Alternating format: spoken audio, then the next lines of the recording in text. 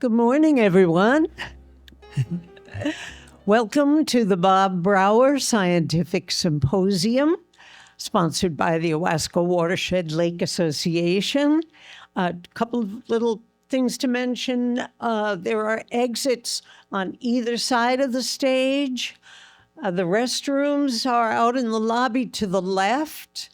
And also, we have a free raffle that as you signed in, you could fill it out and put it in a bucket that we have out there, and then perhaps win a gift. We love to be able to follow up with you. This year's theme is creating hope, and it captures the significance of taking action. Hope is a noun, meaning the result of working together. And today is really going to make that abundantly clear to you. I'd like to thank, let me see if I advance here, the Auburn Public Theater for this wonderful facility, and particularly for James Reichert, who is handling our technology back there. The American Water Association, that is actually offering work credits for the engineers who have applied to be here for this, and to the Brower family. I've had some intimate awareness of the Brower family, and that is a great honor and pleasure, I'll tell you. So, the symposium was chaired by Bob Brower and Rick Nelson, and it's now very ably chaired by Ann Robson, who has also been the chair of the Owasco Watershed Lake Association. And we want to thank each of our presenters, and especially the fact that they've agreed to provide their email in case we don't get to all the questions and answers, so that you could follow up. We want to thank Michelle Wunderlich, Senior Planner of the Cayuga County Public Health. She's here with examples of invasive species that you can check after our presentations. Those invasive species are the core roots of challenges that really jeopardize our water quality. We want to thank Dr. Effler and Jesse Lloyd for lending us their model watershed. It's out in the lobby. And Owasco Lake has a 208 square mile watershed. It's the biggest one of all the Finger Lakes.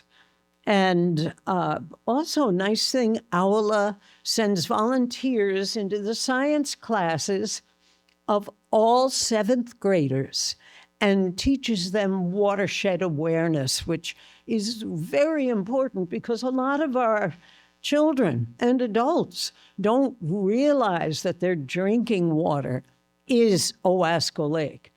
And they don't know that the 208 square miles of our watershed affects our water quality. And that's what we're all about. I want to thank Dr. Joya and his wife for baking pies for National Pie Day.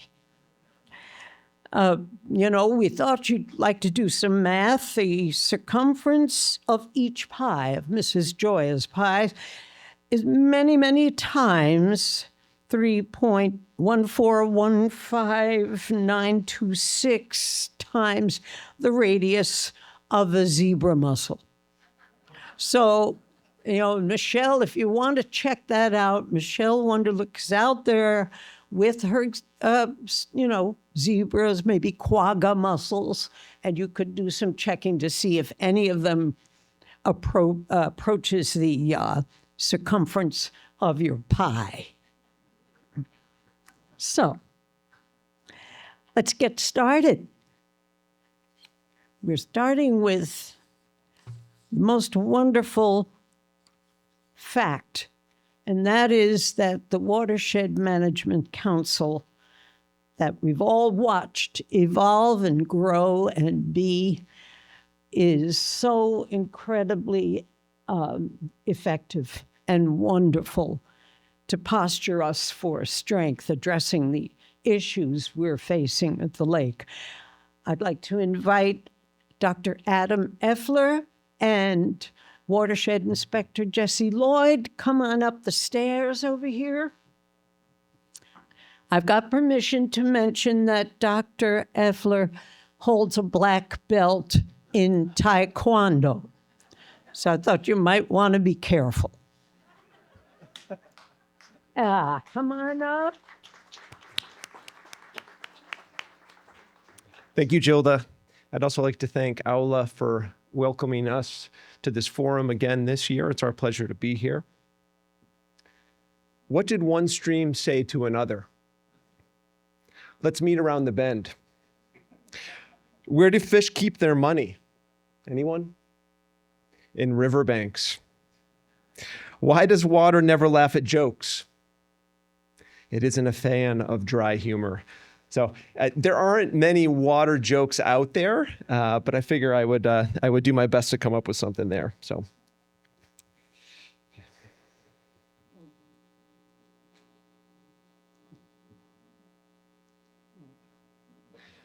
Right, for this section of the forum, our three-part talk will review the watershed rules and regulations status, watershed inspection, programming and projects, and clean water plan implementation.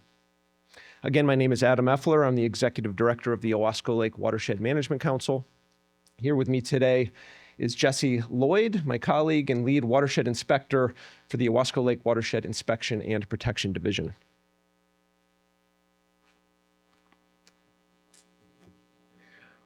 Watershed protection targets prevention, which is considered the bottom-up approach.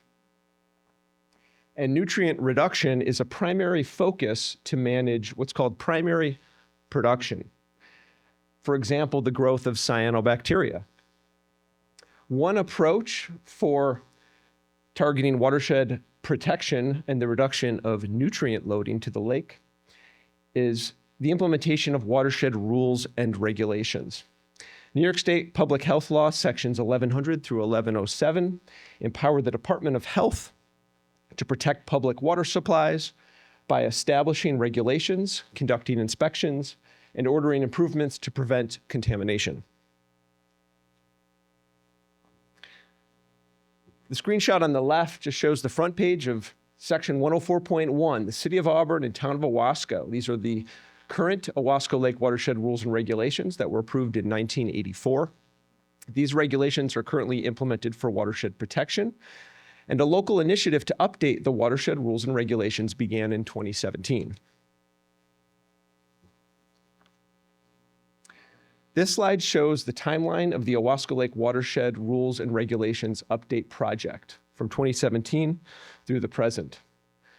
From an environmental trigger in 2016 to a regulatory request made in December of 2020, the collaboration phase in 2022, state interpretation in 2023, legal action that begins in January 2024, rulemaking that was halted on July 22nd, 2024, a second lawsuit that was underway on November 22nd, 2024, court rulings made in 2025, a court order made in 2025, and the current status.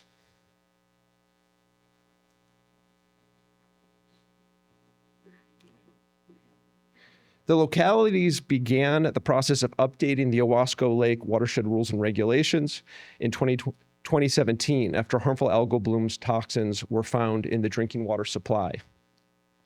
In December 2020, following a community consensus process set out in the New York State Department of Health's Environmental Health Manual, the Town of Owasco and the City of Auburn formally requested that the Department of Health update the watershed rules and regulations to strengthen measures to reduce nutrient pollution. Nearly 2 years later, a work group was formed in response to the submission of proposed revisions to the 1984 rules and regs to the Department of Health. The Watershed Rules and Regulations Work Group was a state-local partnership consisting of representatives from 5 New York State agencies, as well as members of a technical local work group representing the Owasco Lake watershed, including members from the Owasco Lake Watershed Management Council, the town of Owasco, the city of Auburn, and Cayuga County.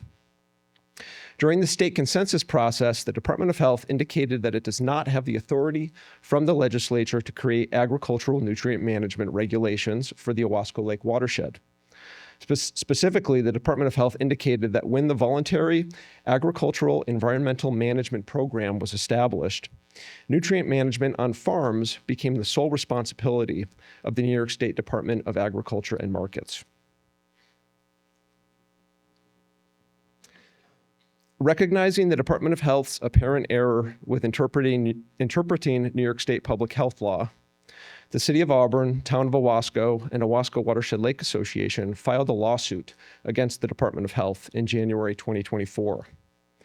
The lawsuit, an Article 78 petition, sought to establish that the Department of Health has the authority to regulate nutrient management practices under updated Owasco Lake watershed rules and regulations. And Article 78 challenges the actions of administrative agencies and other government bodies. The lawsuit contended that the laws cited do not firmly establish that the Department of Ag and Markets' role concerning nutrient management supersedes the Department of Health's authority to promulgate regulations for the protection of public health. Subsequent to the initial filing on July 22, 2024, the Department of Health Bureau of Water Supply Protection notified the City of Auburn and Town of Owasco that the department did not intend to move forward with any amendments to the watershed rules and regulations. According to their letter, following internal evaluation of the existing regulations, the department determined that amendments are not necessary to ensure potable water quality for the foreseeable future. The City of Auburn, the Town of Owasco, and OWLA filed a second lawsuit on November 22, 2024, responding to the Department of Health's decision that new rules and regulations are not necessary to protect Owasco Lake drinking water, wherein the agency failed to provide data or information to support its decision to terminate the rulemaking process. Following the Department of Health's request for dismissal of the first Article 78 complaint brought by the Owasco Lake drinking water purveyors and OWLA, the court ruled in favor of the plaintiffs. The Department of Health's determination it lacked legal authority to promulgate watershed rules and regulations to control agricultural nutrient management is an error of law and was made arbitrarily and capriciously. Subsequently, the court ruled in favor of the water purveyors regarding the second case, challenging the Department of Health's July 2024 denial of their rulemaking request concerning updating Owasco Lake watershed rules and regulations. In response to New York State's abandonment of the years-long project to protect Owasco Lake, Judge Carrie Savona ordered the Department of Health to, quote, work collaboratively with the petitioners to draft updated regulations that address nutrient pollution caused by agricultural practices. Judge Savona framed the case through the lens of New York's constitutional environmental rights, explaining years of scientific studies indicate clearly that Owasco Lake is in crisis due to harmful algal blooms, and that a plan needs to be put in place to remedy the situation. Without such a plan, the constitutional right to clean water for those residents whose drinking water is sourced from Owasco will be violated.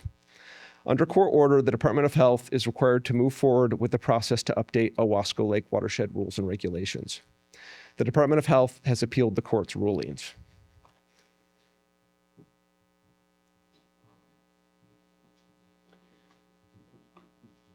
Now we will discuss how the existing watershed rules and regulations are used for watershed protection. I welcome Jesse Lloyd.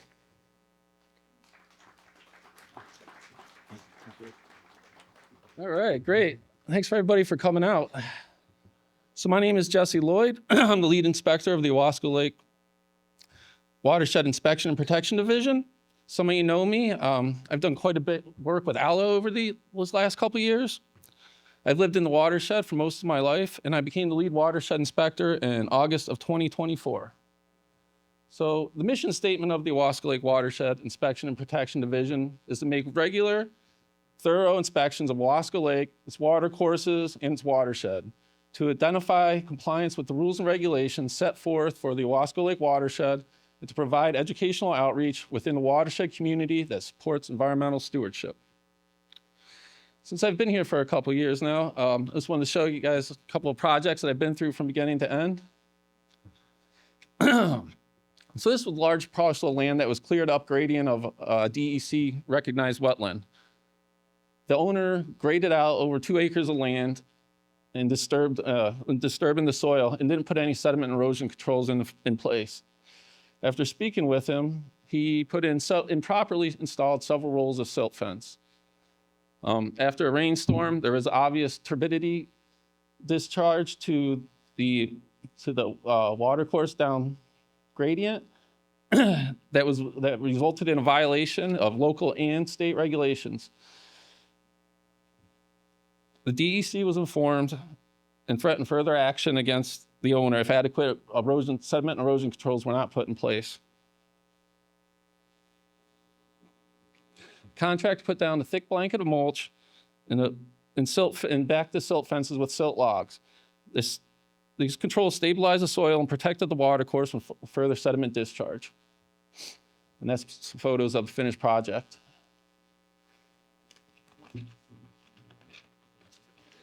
This site on Sucker Brook received a lot of attention. The owner pulled out a lot of trees along the bank, destabilizing it. Myself and several members of the DEC spoke with the owner and expressed the importance of getting the bank stabilized. If sediment was observed discharging into the brook, it would be a violation. The owner quickly put down a very thick blanket of mulch and seed, and this protected the brook from sediment discharge until the bank was stabilized.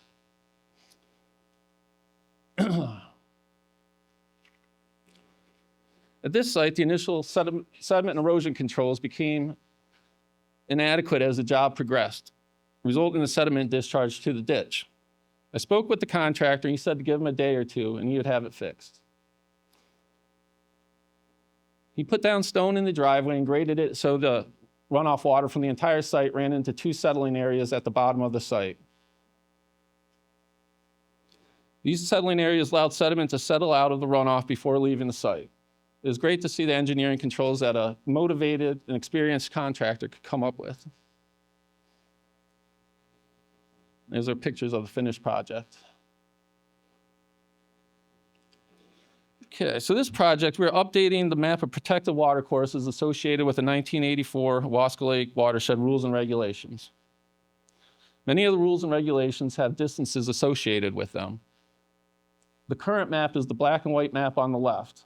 It lacks features, landmarks, making measurements very difficult. So we've been working with Bruce Keplinger of the Central New York Regional Planning and Development Board to update and digitize the map. Bruce has been doing a great job.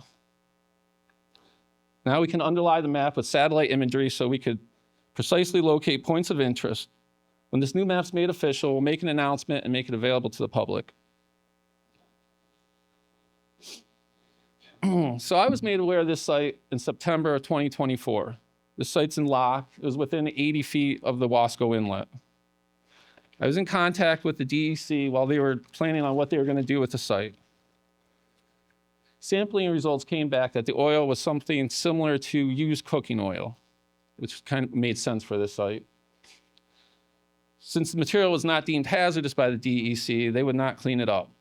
Although not deemed hazardous, if 1,000 gallons of used cooking oil spilled into the Owasco Inlet, it would be disastrous for the ecosystem, not to mention just a stain on the whole community. When OWLA saw this, they were very interested in helping me out. The first obstacle was obtaining permission from the property owners to do the cleanup. Since the former property owner had been deceased for 7 years and the property had never been formally foreclosed on, establishing ownership was not straightforward. I spoke with the 2 relevant parties about the cleanup, and neither wanted to give me permission. They were in fear that giving permission would establish liability. So at a dead end, I spoke with Carl Weber with OWLA and gave him the information and gave him a shot. Eventually, Carl was able to speak with both the parties and get us the permissions that we needed to do the cleanup.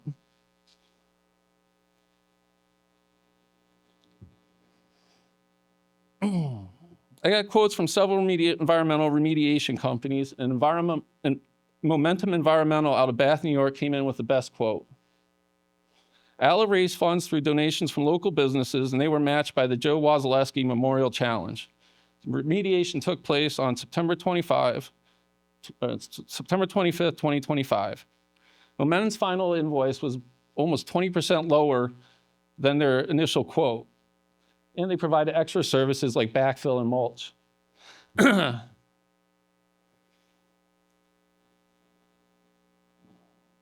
article I wrote on the cleanup came out October 16th, 2025. It was on the cover of the Lake Life section of the Citizen newspaper. OWLA also published an article in the Citizen that came out on November 16th. So we ended up getting some pretty good press for this one. Our 2025 annual report is printed and now available in the lobby.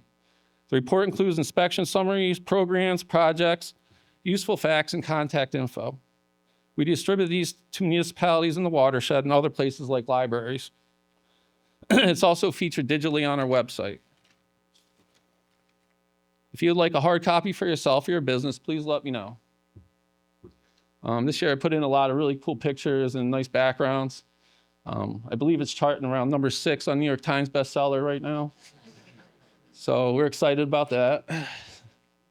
I just want everybody to know that I'm available. If anybody has any water quality concerns, questions, I'm always free. Just contact me. I will get back to you. With that, I'm going to give it back to Adam.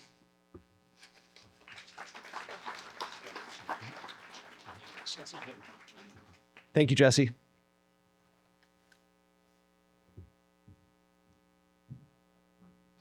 You may recognize this slide. We're moving into the third section of our talk, third and last section. So we're talking about the watershed protection approach targeting prevention with nutrient reduction as a primary focus. And our second approach being clean water planning and implementation of recommended projects and programs. The Owasco Lake 9-element watershed plan for phosphorus reduction used a soil and water assessment tool, hydrologic model, where 5 sub-watersheds were evaluated for their lake impacts and recommendations. Based on the 9-element plan's soil and water assessment tool, agricultural land contributes proportionally more nutrients and suspended sediments per acre than any other land use in the watershed. The model predicted that approximately 90% of the phosphorus loads originate from the agricultural sector.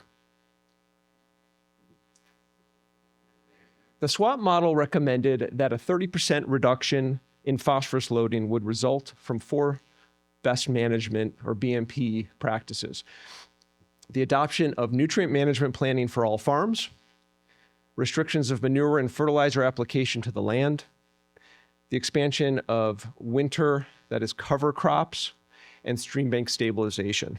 If you look at the map figure on the left here, you'll see the sub-watersheds partitioned by color, whereby the sub-watersheds with the deeper orange color are considered higher priority with regards to nutrient loading, that is phosphorus loading.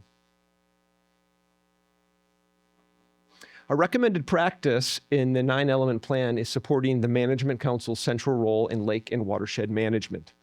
On November 15th of 2022, the Management Council Board of Directors approved of the creation of the 9-element plan project coordination committee that prioritizes, coordinates, and facilitates projects and programs implementation based on the recommendations of the plan. This committee is robust with regards to partnerships and collaboration. All of these partnering agencies and organizations are critical for our work in moving projects forward.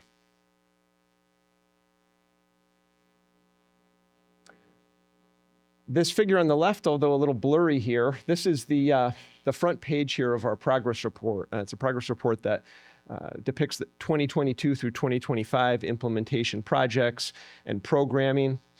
And I would like to thank Michelle Wunderlich, Principal Environmental Planner for the Keiko County Planning Department, for really spearheading this project for us. She has made the report available via the link. There's a QR code here to connect you with this report digitally, and there are also some flyers out in the lobby so that you can get more access to that report. So thank you, Michelle. I do want to review some of the salient features of the report here. The model indicated that advancing ag best management practices and planning is a primary objective with regards to recommendations in the plan. For this particular table, we're looking at increased participation in agricultural environmental management program participation. And in this instance, with regards to the number of plans, and in the first column, partitioned by sub-watershed, indication of the number of plans with previous conditions, current conditions in 2025, the 10-year goal for each sub-watershed, and the extent to which that goal has already been achieved.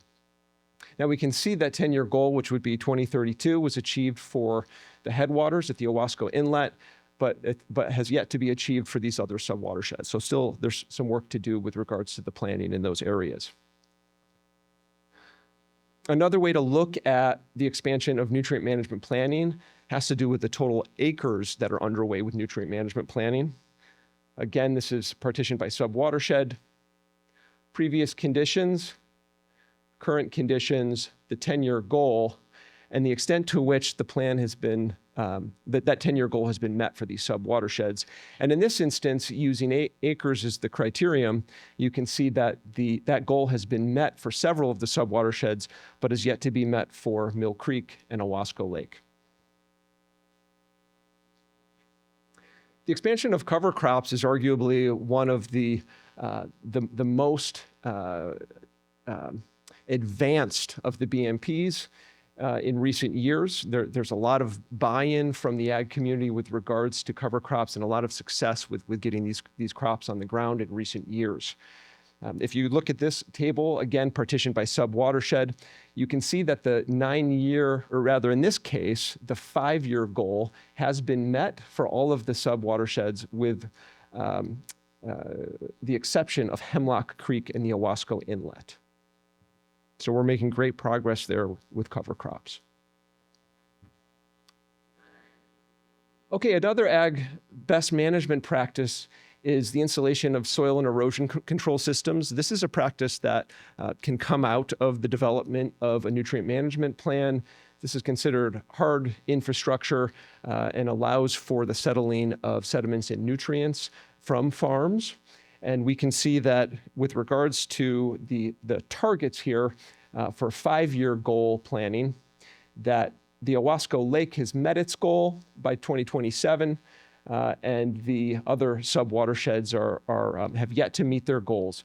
What's interesting with this particular project is this project can be funded by what's a new pot of funding that's available to the Eastern Finger Lakes Soil and Water Conservation districts through what's called the Eastern Finger Lakes Coalition, which funds sort of bondable or infrastructure types of projects. So hopefully we'll see more of these projects get on the ground in the future.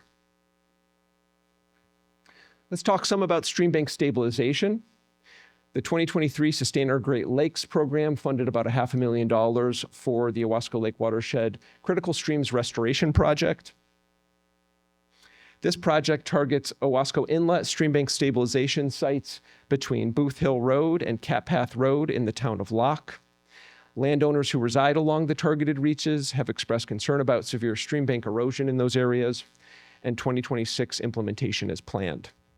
If you look at our map figure here on the right, this particular project is located down in the sub-watershed here along the inlet, number 3, which is considered an intermediate priority with regards to phosphorus loading to the lake.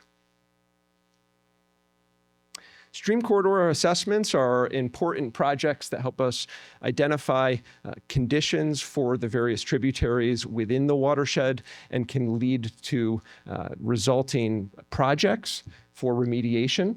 In the summer of 2023, the 9-element committee grant proposals were submitted in response to New York State grant program solicitations, and the following was granted. Funding to the City of Auburn for a non-point, non-agricultural planning grant for stream corridor assessments, whereby $75,000 were granted. In 2025, assessments of Sucker and Van Ness Brooks within the prioritized Owasco Lake Huck 12 subwatershed were made. So we'll learn more about the features of this project in a presentation to follow.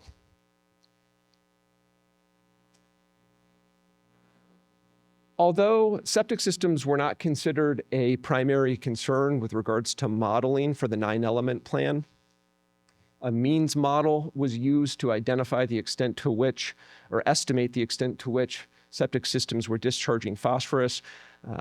That stands for method for estimating the attenuation of nutrients in septic systems. And based on that model, less than 5% of the total phosphorus load to the lake came from septic systems. However, it's still important to identify the work of the Keywood County Department of Health with regards to their programming and their inspection cycle. You'll see that for their inspection cycle for septic systems, that those properties with septic systems closer to the lake have a more rigorous inspection cycle and were required to have inspections more frequently. I'd also like to touch on the New York State Septic System Replacement Program.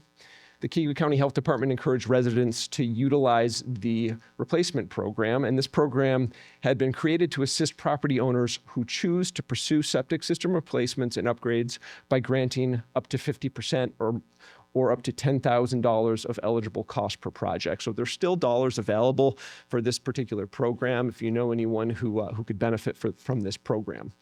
And you can see in this table here, 2022 through 2024 results, the number of failures for septic systems that were fixed in the watershed, the number of grant projects completed, and that refers to this septic system replacement program, and the number of routine inspections completed. And you see 0 there for 2023. That just has to do with where inspections fell at the county level. They were not conducted in the watershed that year.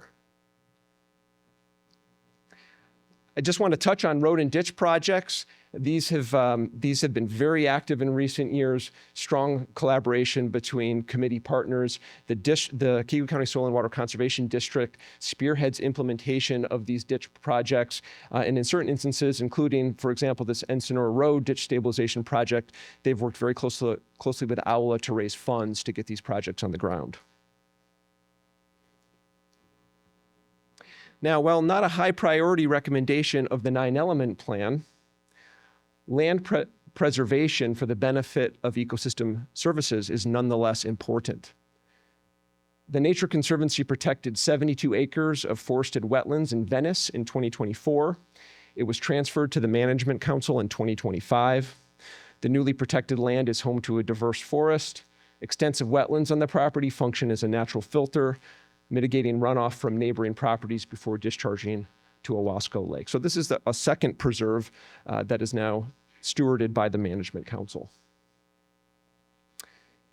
A high priority recommended practice in the 9-element plan is continued surveillance and treatment of the hemlock woolly adelgid, a tiny aphid-like insect that attacks North American hemlocks. And of course, this would fall under the umbrella of invasive species management. We'll learn more in a subsequent presentation about OWLA's efforts and grants management to protect hemlocks within the Owasco Lake watershed.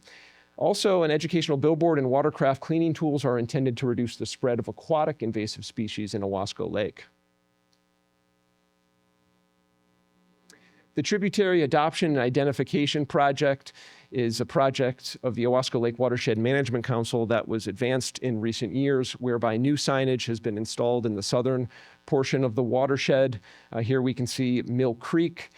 The signage includes a QR code that can link to the Inspection Division's website to learn more about the project and gain contact information for watershed inspectors. I'd also like to thank the Keywood County Highway Department for their assistance with the installation of these new signs.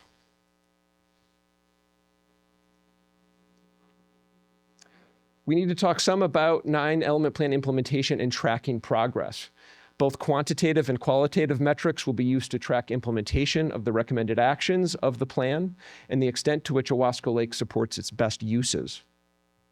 The primary metric draws upon the annual monitoring reports for Owasco Lake from the Citizen Statewide Lake Assessment Program, or CSLAP. Chlorophyll A is considered a response variable by the New York State Department of Environmental Conservation, and a summer average chlorophyll A concentration at or below 4 micrograms per liter, as documented through CSLAP, is considered evidence of successful implementation of the plan. Secondary metrics include updating the soil and water assessment tool, that is the model, with best management practices implemented, and percent increases of BMPs advanced within the watershed. Now there's an asterisk here. Utilizing the extent of BMPs implemented as a measure of water quality improvement is deterministic, cannot only explain the plan performance with respect, and can only explain the plan performance with respect to model recommendations. BMP metrics cannot replace direct lake and watershed monitoring. So let's talk some about the actual monitoring activities that are underway. OWLA's Owasco Lake Tributary Monitoring is funded by the New York State Finger Lakes Lake Ontario Watershed Protection Alliance, that is FLOPA, and Cayuga County, whereby volunteers from OWLA, with support from Management Council staff, conduct sampling and deliver samples to Upstate Freshwater Institute, which is a certified lab. SUNY ESF collaborates to collect tributary flow data and analyze and interpret project data. For the CSLAP program, this is spearheaded by OWLA volunteers at one Owasco Lake site per year, and this is partially funded by FLOPA. And for the New York State DEC's lake and tributary and HABs monitoring data, they can be found online. The Finger Lakes Institute at Hobart William Smith Colleges continues to deploy and operate a robotic water quality monitoring buoy on Owasco Lake. The data from the buoy, as well as other water quality data from Owasco Lake, are digitized for public access. And the buoy is funded by Cayuga County, and the data portal is funded by FLOPA grant funds. So how are we doing? What are those data showing? This table shows data from 2017 through 2024 for summer average chlorophyll A and summer average total phosphorus. We can see that the trend of chlorophyll A is such that those values in recent years have fallen below that 4 micrograms per liter threshold. For total phosphorus, the data represents what would be expected for an illegal mesotrophic water body, that is a nutrient-poor water body, right? So Owasco Lake is a glacial finger lake, actually is very low nutrients with regards to nutrient concentrations. And these have, over the course of the last handful of years, hovered around 10 micrograms per liter or so. So the question here is, we're still having harmful algal blooms. We're meeting our plan goals with regards to chlorophyll A, and phosphorus seems relatively steady. Why are we still having blooms? And the reality is that there's more monitoring and studying of this phenomenon that needs to be conducted. Recent studies have shown that these organisms may be sourcing their nutrient needs from the lake bottom, and that there are a variety of factors that act as drivers that impact the development and the occurrences of harmful algal blooms in the lake. This is the last slide. I would like to invite the audience to enjoy a hike on us. The Nature Conservancy transferred the 161-acre property, that's the Fillmore Nature Preserve property, in the town of Sempronius to the Owasco Lake Watershed Management Council in 2023. The land includes diverse forests, approximately 40 acres of freshwater wetlands, and hiking trails that are open to the public. So we welcome you to come and enjoy those trails. And with that, I thank you. Jesse and I are happy to welcome any questions that you may have. Thanks.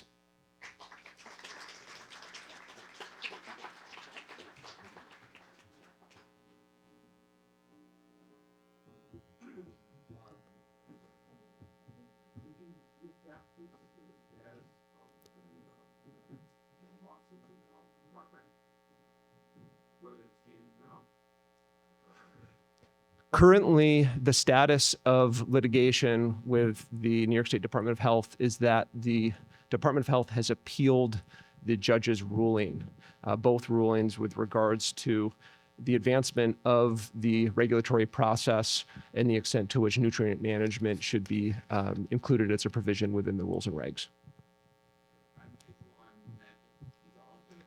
Not that I'm aware of. Can you repeat that second part, that second question? Is there, he wasn't in a mic.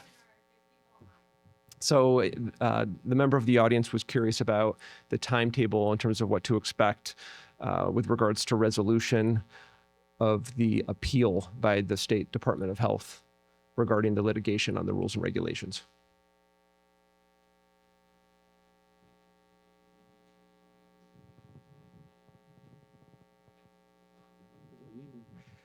I would also, oh, go ahead, Julie.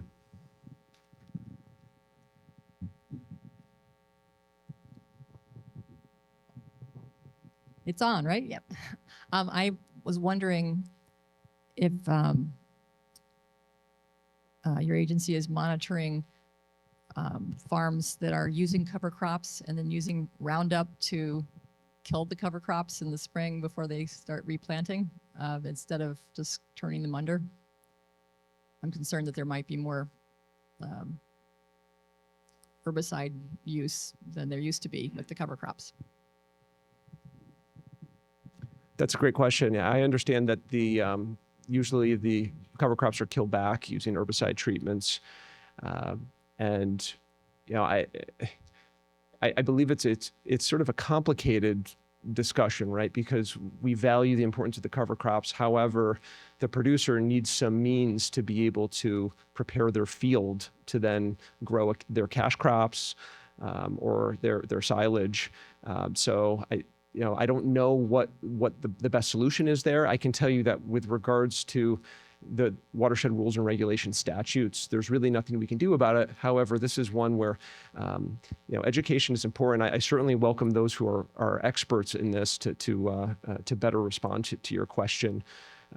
There's through whether it be Cornell Cooperative Extension or leaders from the Soil and Water Conservation Districts, and of course for the watershed, primarily Cayuga County, they might be able to give you a better answer on that one.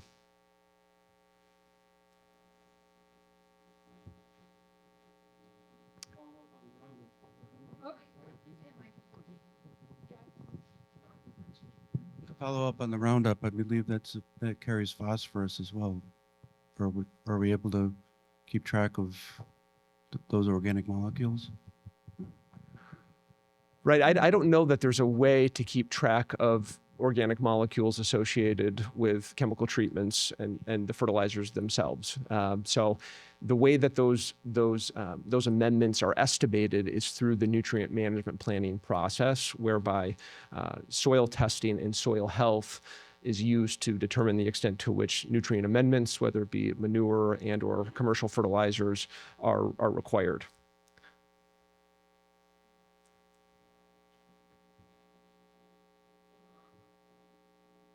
I would also like to, with regards to the 9-element plan coordination committee that has collaborated to pull together the progress report to show what we've been doing over the course of the last handful of years.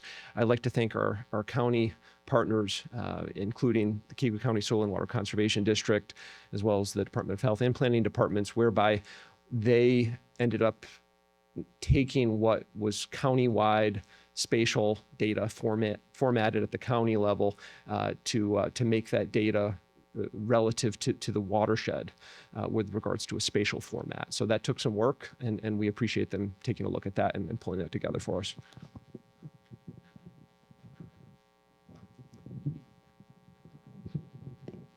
Thank you for your great work, by the way, both of you.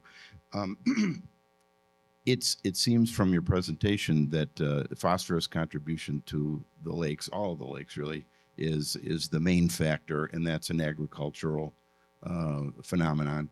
We certainly are not here to demonize farmers by any means. They perform a crucial role in our society. But is there any motivation or inducement maybe to to see what we can do to work with farmers, maybe to induce them, to encourage them, to build a team. Not only education, but is there maybe some financial inducements we could all work with together to see if they might work with us, with you, to do better best practices on things, maybe discover some alternatives to some of the fertilizers that are used, and or certainly the cover crop issue, et cetera. So I'm just wondering if there's if it seems like agricultural contributions, which is essentially, farmers, is there any way to see if we can join hands with them to see what we can do to accomplish our goals? Thank you. So that's a great question. And my response is that we are working with producers. So if you look at the committee membership, those involved in collaborating to move progress forward with regards to the 9-element plan, we have representation from those organizations whose constituents are producers and farmers, right? The Soil and Water Conservation District, as well as Partners for Healthy Watersheds, which is sort of a consortium of some of the CAFOs that have some presence in the watershed. And in fact, there's a member on one of our committees. In fact, I believe he participates in both committees, who is a producer in the watershed. So he can come and provide technical advice in a committee setting to help inform us in terms of how to best keep on track and move progress forward with farmers.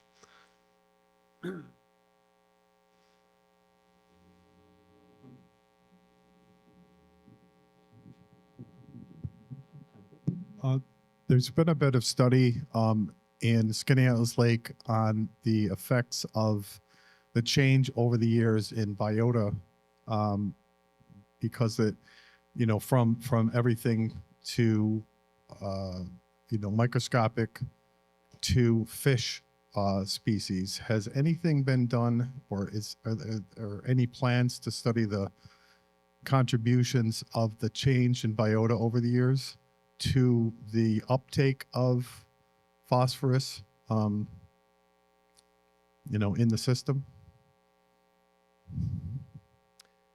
So that's an interesting question. So that sort of describes the trophic status of the lake with regards to primary production and then secondary production. Essentially, you have nutrients that are bioavailable and are consumed by microorganisms, phytoplankton and macrophytes, and then at a second level are then consumed by animals. And of course, they then uptake those nutrients as well.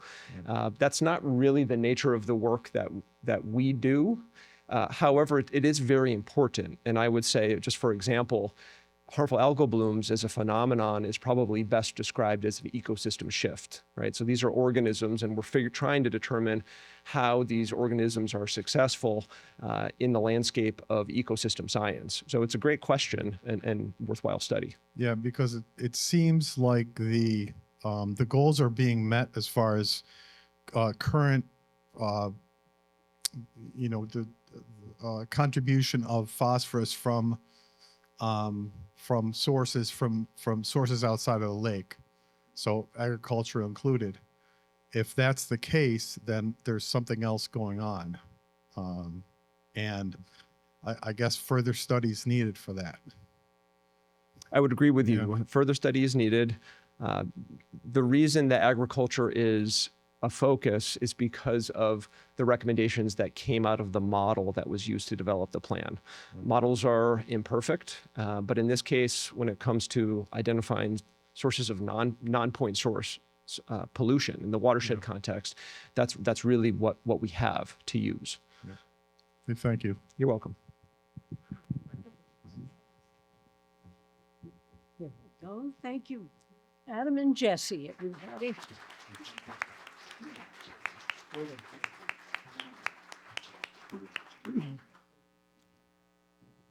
It's funny.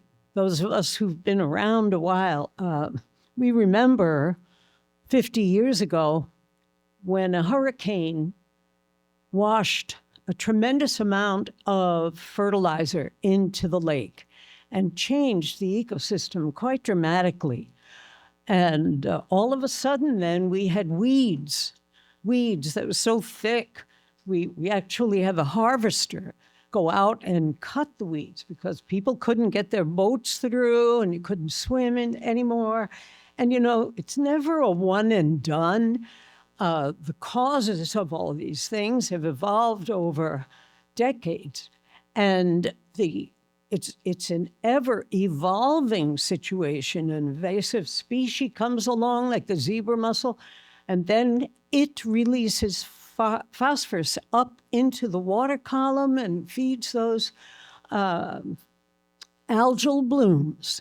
So we're in the midst of a constant, forever need to be involved, to be analyzing, observing, and acting. And that's why we say the theme for today is creating hope, because hope is created through action.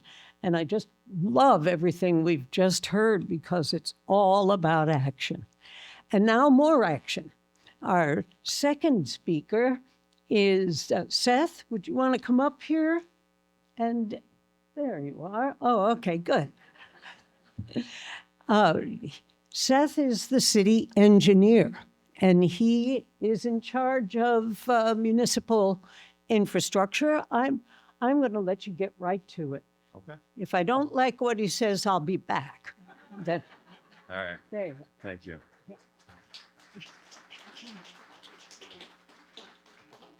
Hey, everybody. I'm joined here this morning by a professional that the city of Auburn has been working with, Emily Cummings with EA Engineering. And Emily, because of Adam's kickoff here today, has a water joke for you. I tried to get Seth to tell it, but he said I need to tell it. So what does a fish say when it hits its head on a concrete wall? Oh, damn. Awesome. Yes. All right, so all you other speakers coming up here next, get your thinking caps on.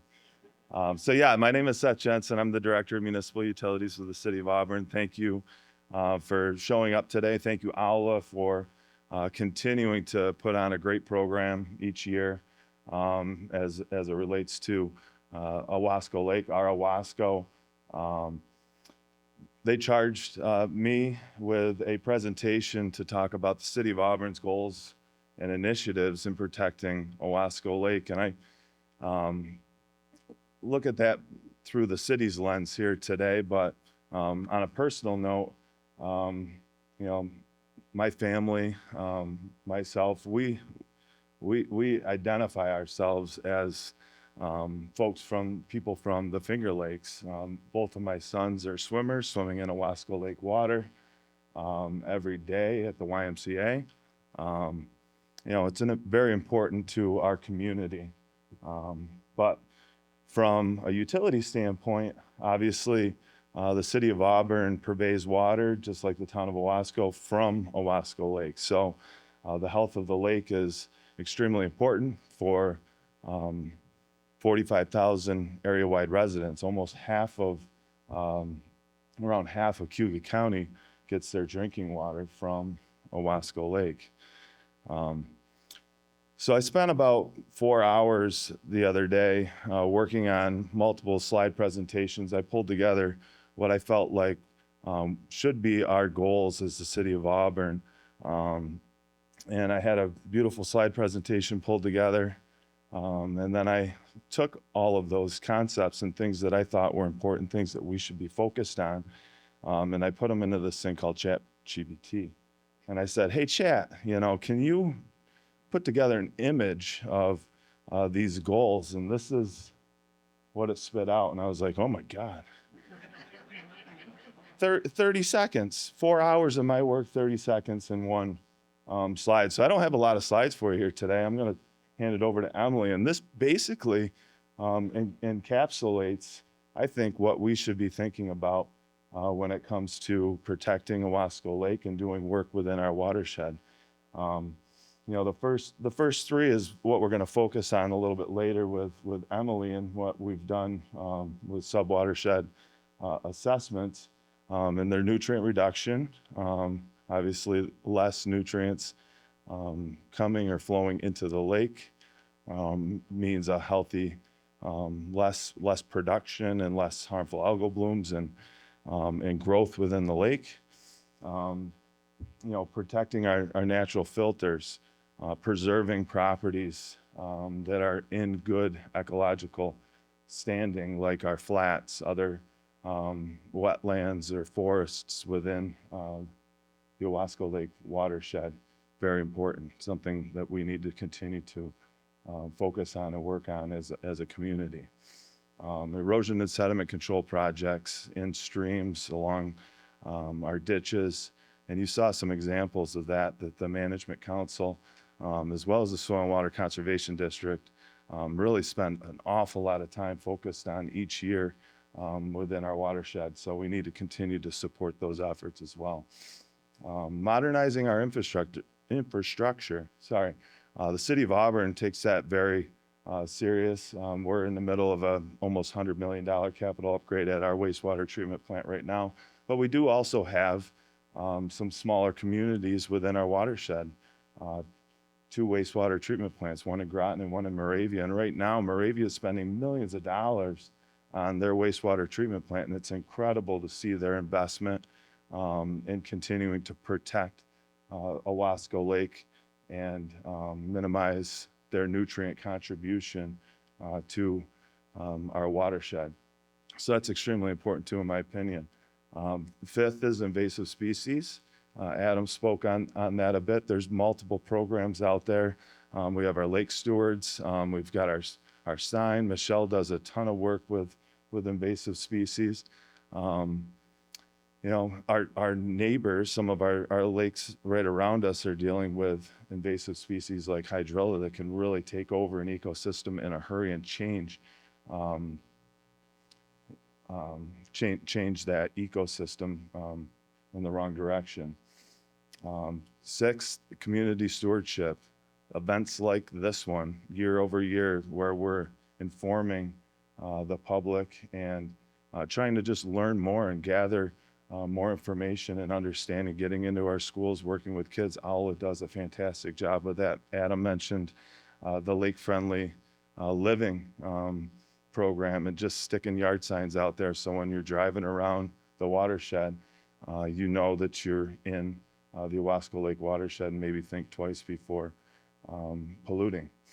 And then finally, this one's a little bit more abstract, harder to kind of put your finger on, but climate resiliency. In my 10 years as Director for Municipal Utilities, we've seen a couple near 100-year storm events hit our watershed. And at the same time, we've seen 100-year droughts hit our watershed. And that's just in 10 years' time. So we are seeing huge swings in our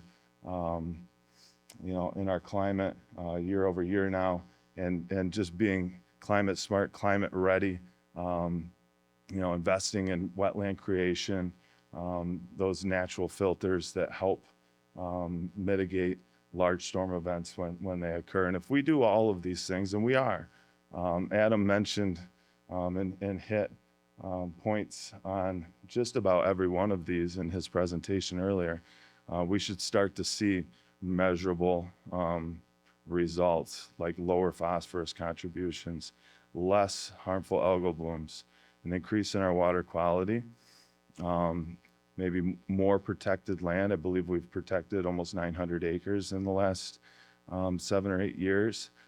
Continue on that stretch, and an overall healthier ecosystem. So those are kind of like the high arching goals that I thought were important.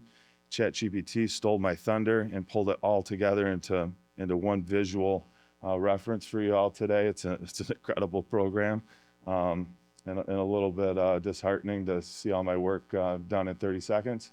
And it incorporated into what I think is a kind of something that we need to just keep coming back to and say, are we doing these things within the watershed? And there's so many partners that the city supports, I personally support.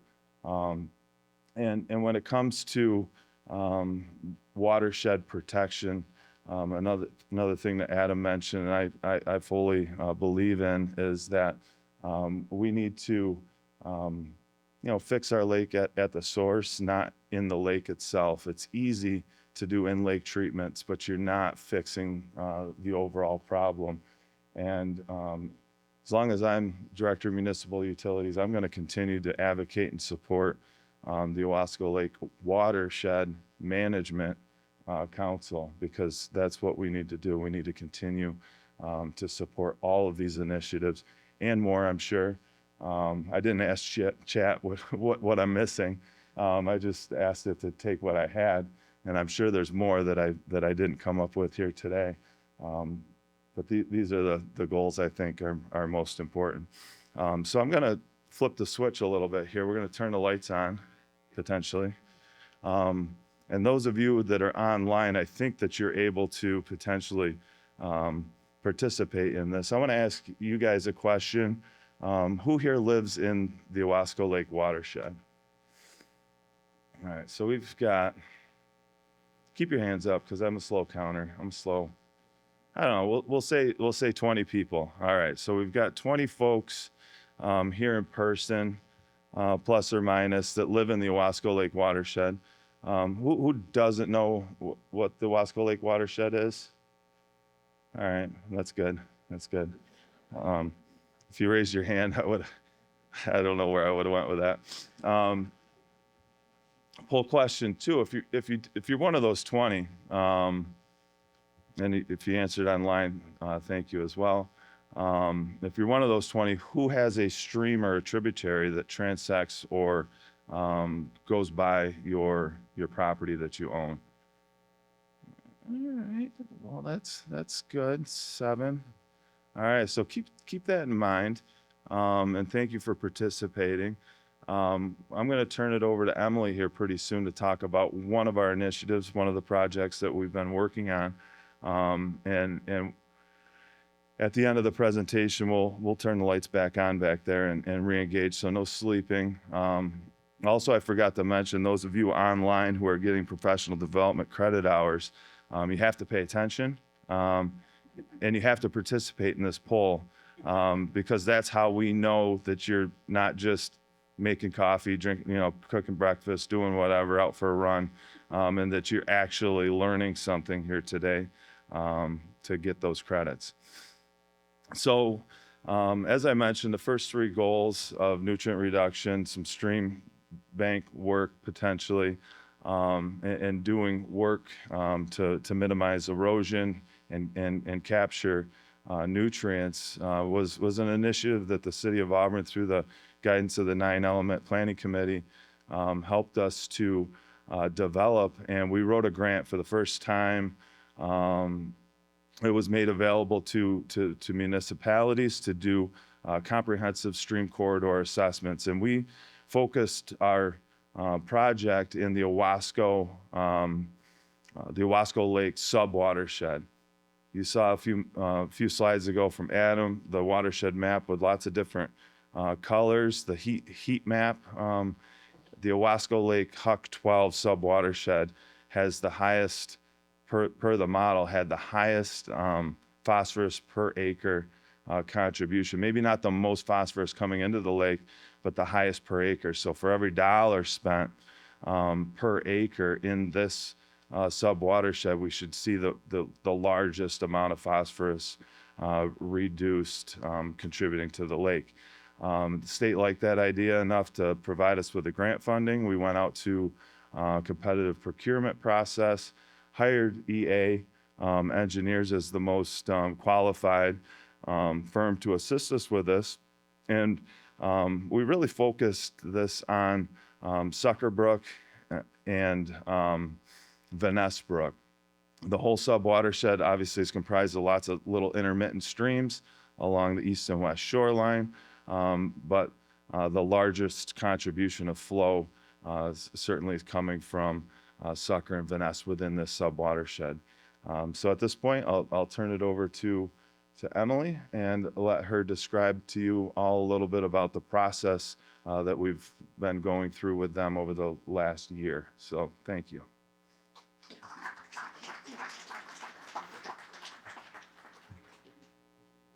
Good morning. So as Seth mentioned, EA Engineering has been under contract with the city of Auburn and also working with other project partners in the watershed to complete this comprehensive stream corridor assessment of Sucker Brook and Vaness Brook.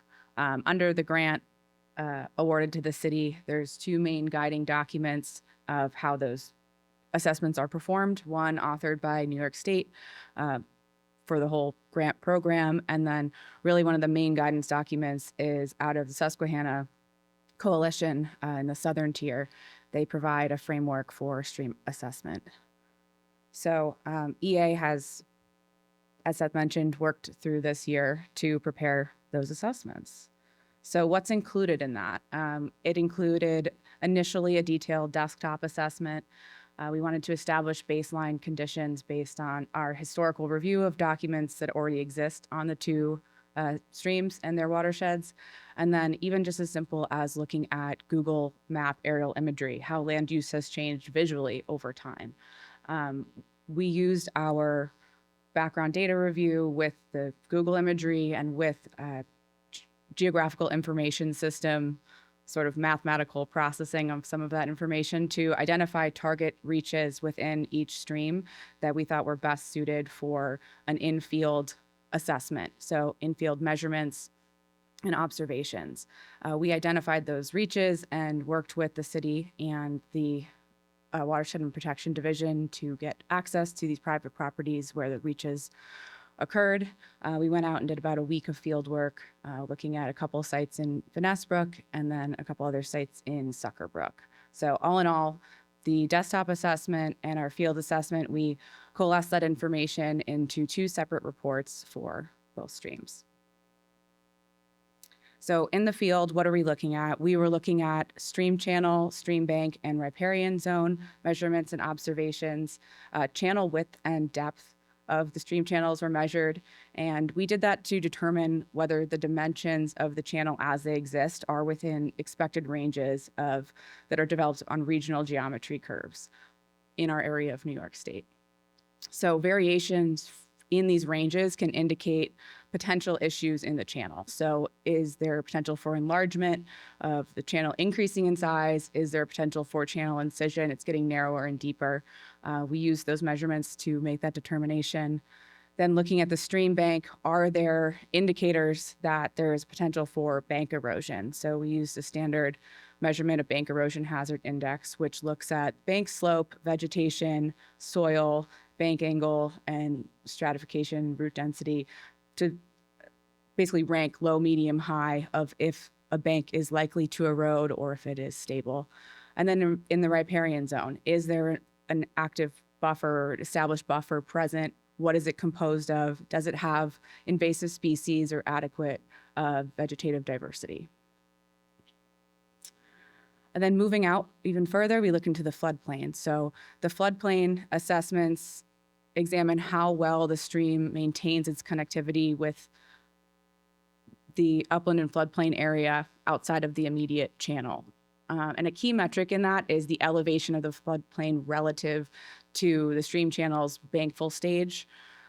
So if there is too much of an elevation difference, the stream will not be able to access its floodplain in high flow events.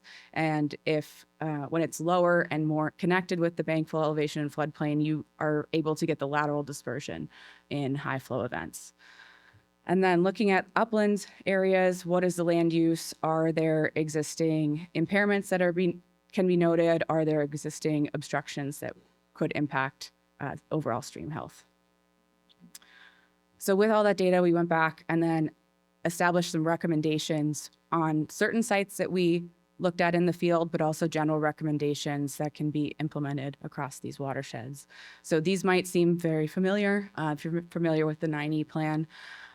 These are a continuation of what was started in the 9E plan. So providing a more specific recommendation per sub-watershed and even per reach, and really developing conceptual project plans that can be utilized by project partners and you all to pursue further projects.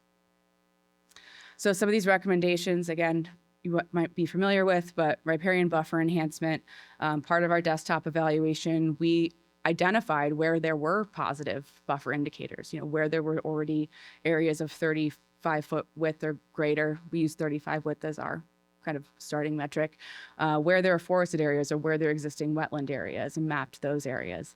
And then looked at both areas where there are a good buffer system already established and maybe some areas where there's a lacking buffer. So overall recommendation of just increasing that buffer width if possible, and also just increasing that diversity. So instead of low-lying herbaceous vegetation, considering planting additional riparian, shrub and tree species to really increase soil stability, but also provide shade and cover on the stream channel, which can help aquatic organisms. Bank stabilization, as we've talked about a little bit already today, that's a combination of both hard and soft engineering practices to match local conditions and to kind of buffer the near bank stresses that are caused during high flow events or even base flow events to prevent further soil loss. So it can look something like placing riprap, regrading, and even just vegetation can help stabilize these banks. And then a third recommendation is culvert repair and removal. This is aimed at addressing hydraulic bottlenecks that can overall reduce erosion and help restore natural stream connectivity. It involves repairing or resizing existing culverts. There may be instances where culverts are too small for the channel. So are they constricting flow? We would recommend expanding overall width to let higher flows pass. And then there's also a couple instances where there are culverts that appear to be no longer in use or needed. So we could look at removing those culverts. And then fourth, wetland creation. So we identified areas in both subwatersheds where existing conditions present opportunities for wetland creation, either on a larger scale or creating these little pocket wetlands. That would involve excavating an area and replanting with native wetland vegetation. The overall goal, is to improve water quality by helping slow water down, having the wetlands act as a nutrient sink, and allowing those plants and microbes a chance to uptake and transform some of the nutrients you're seeing in the watershed. Okay, a little more excavation involved, channel realignment. So this could be appropriate where there are historically straightened portions of the channel or overly sinuous. So areas where you have really sharp bends that are creating a lot of stresses on the outside bend of the channel, reconfiguring that channel alignment by excavating a new channel and abandoning the old channel just to soften those curves or to create some natural sinuosity again. We also observed that there are instances of head cuts in the stream channel. So basically the bottom of the channel is eroding over time. Currently, the ones we observed were stabilized by larger trees' root systems, but over time, those head cuts can propagate upstream. So basically it starts eroding and then the face keeps getting eaten away and it migrates upstream. And that can lead to a lot of soil and sediment mobilization long-term. So we would recommend installing grade control structures and infilling those head cuts with some larger stone just to dissipate some of the energy.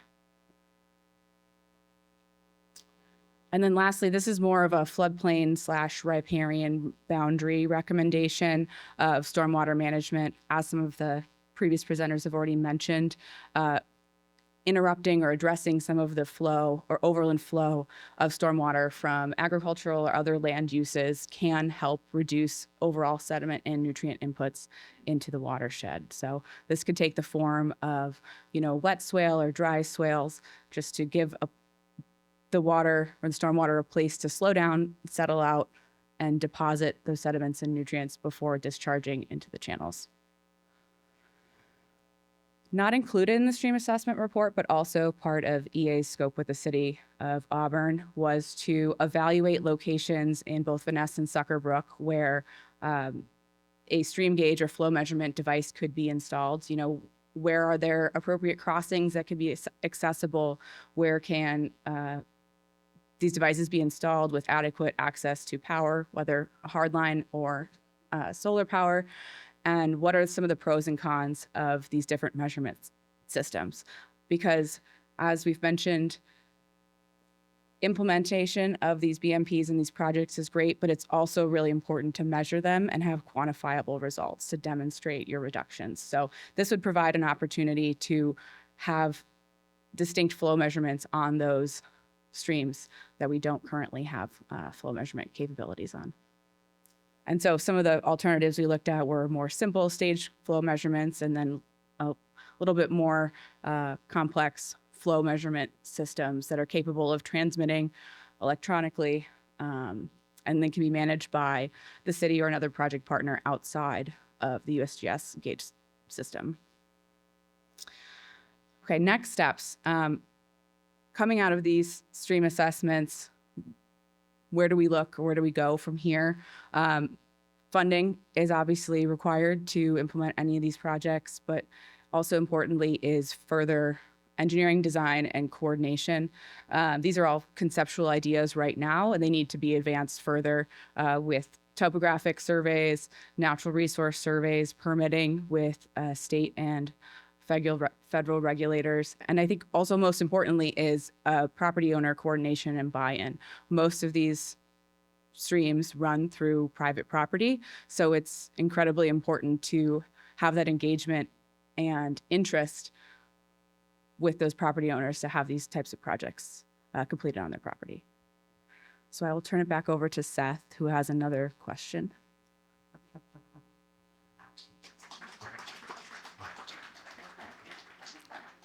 Nice job, Emily. Thank you. And as Emily mentioned, this is going to be kind of the hardest part of this project, right? Is all right. We've done the plan. Now we need to implement. The city is good at implementing projects, but they're within City of Auburn owned property. So for those of you who raised your hand the first and the second time, this is kind of the third question is, all right, we have this stream assessment with recommendations for improvement. Who would be willing to partner with an organization like the City of Auburn, the Management Council, Soil and Water Conservation District, perhaps? They do a lot of this type of work to do an enhancement on your property. Anyone? Oh, there's a forced hand. All right, I like that. It's not going to be easy, right? So what does that look like? Does that look like a permanent conservation easement? A sale of property? Because these practices, once they're installed, need to be monitored and kept up, and in some cases maintained. And that's going to be some of the harder things to work through as we come to a close with this project, is that engagement with the community. So I appreciate you guys' participation in this presentation and your time today. Are there any questions or insights into maybe help us with our next steps?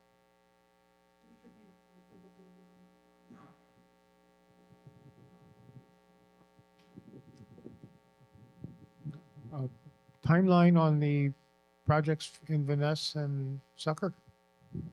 So the report is in DEC's hands right now for final review. We have probably a more comprehensive presentation on the results that will show the properties that EA is recommending some of these alternatives on in the next month or so. So my hope is that this report will be finalized by spring. And then we'll likely work with the 9E Planning Committee, with the Management Council, and try to do some engagement with property owners over the next few months. I'm not sure what that timeline looks like, and it all depends on whether we have a willing property owner and what those next steps look like. It could be fast within the next year or so.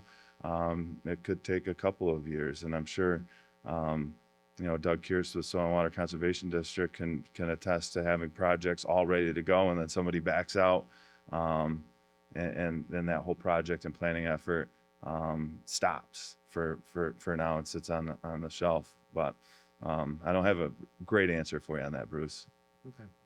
Follow up. Is this project just for the design and then you still have to find the actual implementation money? Yes, this project is planning level only, very high level design. So once a project's identified, full scale 100% design, we have to go in permitting. So we all know that can take a year or two to get through just the permitting process with various agencies, depending on what that scope of work specifically looks like. Yes, and in the 9E report, Yep. it had a list of the projects for Vanessa and Sucker Brook. Those figures, what do they include there? If you've got an area and it has a $300,000 amount on it, would that include like the new engineering process and work to be done on that particular section? Or is it more than that? Yeah, can you answer? I don't completely understand. Yeah, so I think you're referring to some of the tables that were in the 9E plan, right? Identifying these streams and sub-watersheds and the types of projects and relative cost. Is Yes. that what you're asking about? Yeah. So this is furthering that. So as we mentioned, there's those initial categories of what the recommendations are, bank stabilization or stormwater management. Those echo back to the 9E categories they mentioned.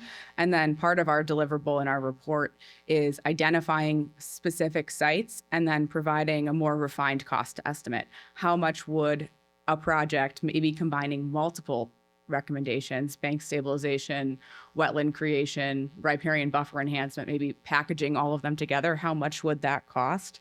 And then we also provided a rough estimate of schedule based on the type of project. Does that answer your question? Well, If it doesn't, you can follow up. Okay.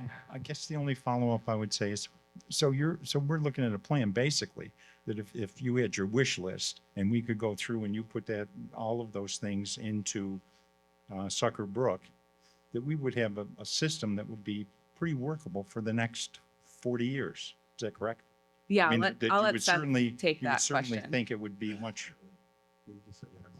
He says yes. Okay, thank you.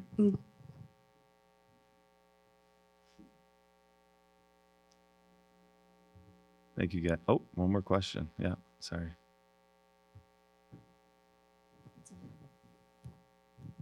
So I was looking at your maps earlier for the watershed, and they look a lot different than Adam's map.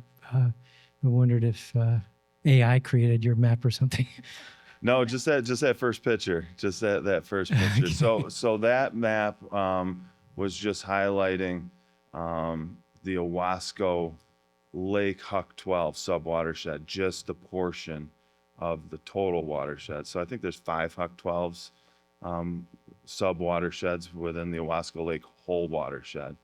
So that map was just highlighting what that sub-watershed of Owasco Lake Huck 12 is. And then the yellow portions were the even smaller sub-watersheds of Vanessa and Sucker Brook only. Thank you. Yep. What a Huck, can you explain what the Huck 12 means? Not We're really. worried I mean, Adam might be able to do a better job at that. It's just, well, maybe you can. Yeah, go ahead. It's like a categorization of hydrological unit. So what is the watershed size? And so number equates to the size and scale of how they're categorized. Yeah. So it's just a portion of the whole watershed. Yeah. Anything else? I know we're blowing time budgets here. I'm sorry. I saw your sign. I saw you do it.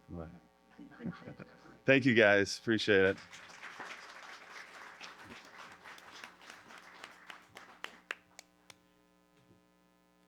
Wonderful. Our next presentation is Rick Smith. Would you come on up, Rick? Are you up here already? Rick is the founder of Global Aquatic Research. In 2011, Rick received a PhD in chemical oceanography from Texas A&M, and he is able to talk with us about the chemistry of harmful algal blooms, and then also these foam things that are forming lately on the lake. So,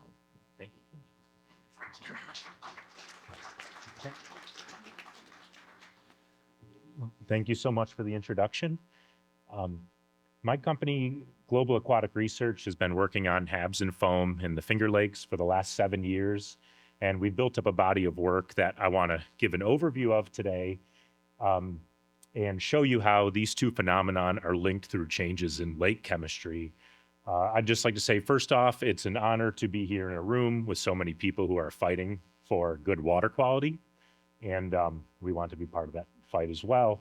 I want to really go over my collaborators real quick and just start off by thanking them. Dr. Stella Woodard, who is here, she's been a lead on all this research and a driver of it. Dr. Yushin Wang and her graduate student Tasneem at Binghamton University.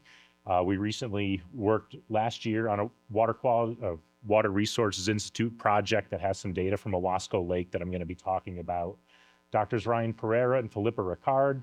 These are collaborators in Scotland at the Heriot-Watt University, and they work in places like the Amazon River in the middle of the Atlantic Ocean. So we've been really lucky to bring their expertise over to the Finger Lakes to help us out with some of these challenges. Doctors Nandini Kaur and Mark Knoll at SUNY Brockport, we've collaborated with them to build a Brockport Organic Geochemistry Lab where we have a lot of water quality analysis capabilities. Lindsay Ayers, Emily DeBolt, Cody Perez at Canandaigua Lake Watershed Association.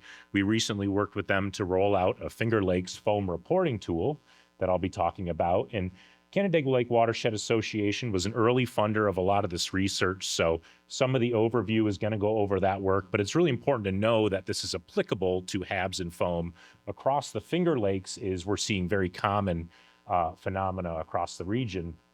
And Lindsay McMillan, who is now at the Finger Lakes Land Trust. So this is a screenshot of the New York HABs map in late 2023. So this really shows all the reports up to that point of the year. And what we can see is how widespread harmful algae blooms are. And particularly what we're dealing with are cyanobacterial harmful algae blooms, predominantly of the genus Microcystis. And what this map shows us is, Owasco Lake is obviously not alone. This is a problem at a really large spatial scale that all the lakes are dealing with.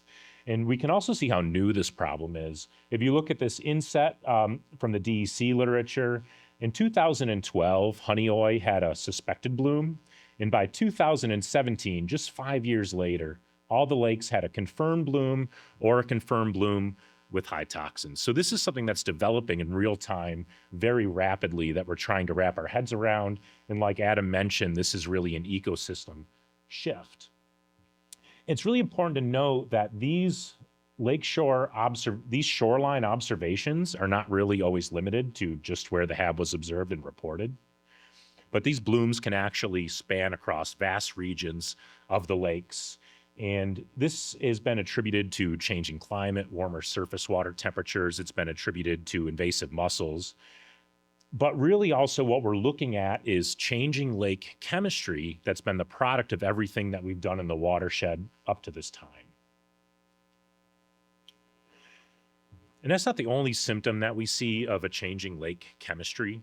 This picture was sent to us by Lindsay McMillan in 2019, and this is where we really started working on these problems. I had never really quite seen anything like this in a freshwater system, a lake with otherwise really good water quality. The very large shoreline accumulation of this really white, almost shaving cream looking like foam. It's something that we might see like in a marine area like the North Sea after a really large phytoplankton bloom. So as somebody who works on complex natural organic matter mixtures and tries to tease out those sources, this was a very interesting problem to work on. And so as part of this early work on Canandaigua, we built a reporting tool so we could actually know when to show up and sample and start documenting this and see what this looked like and how we get to this stage. And we have since rolled out that reporting tool to all of the Finger Lakes. I'll be talking about that. And we've now documented this phenomenon on all the large Finger Lakes. So you can see, similar to HABs, this is a very widespread problem. So how does foam actually form on lakes? Well, lakes are a reservoir for chemicals that are produced from things growing in the lakes and growing outside of the lakes in the watershed, as well as pollution that washes into the lakes. And these mix together in varying degrees, and compounds that are not very water soluble or are surface active end up at the air-water interface. So that little thin layer that's less than a millimeter thick at the top of the water, we also call it the surface microlayer, or the SML. This is a very different chemistry than the rest of the lake. And when compounds accumulate in this SML and they reduce the surface tension of the water, and we entrain air through wind, waves, and currents, we can actually get a lot of bubbles to form that are very stable, and this is foam. So this graph on the left, I think, really sums up pretty well the difference in chemistry between typical lake water and foam that is formed from that top layer. This is a very advanced instrument that our collaborators in Scotland have. It's called liquid chromatography, organic carbon detection, organic nitrogen detection. There's probably only about 5 of these instruments in the world right now. And it's really cool because we can take a single water sample and get a full profile of the chemistry at one time. And what you can see with this lake water, and this was done in Canandaigua, this peak in the center here is humic substances. And so that's what really is the dominant component of lake water, which makes a lot of sense. Humic substances are produced in soils, they wash through streams into the lake, and they can also come from wastewater treatment plants. But if you look at the foam, its signature looks completely different. This large peak here is biopolymers. So what's a biopolymer? It's really a long-chain molecule that's produced from a living organism. And where do we think that's coming from? We've done a lot of other research. We have a report out there with more chemistry in it. And we found that this biopolymer is actually very polysaccharide rich, and a polysaccharide is a long chain of sugar. So where are these coming from? Well, microcystis, when they bloom, they form colonies, and this is a colony under a microscope. Each of these little brown circles is a cell, so this is a cluster of cells. And this translucent material that's surrounding them, that is what's called an exopolymeric substance. So as microcystis grow, they make and excrete these polysaccharide-rich biopolymers, and they use it to regulate their environment. So they coat themselves in this gel-like stuff. And when they're growing and when they die, this stuff gets released into the lake, and it can dramatically change the chemistry of the lake during these blooms. What we see to the right here is just the link between the chemistry and the physical change in the water that allows foaming. Is the amount of organic material in the water goes up.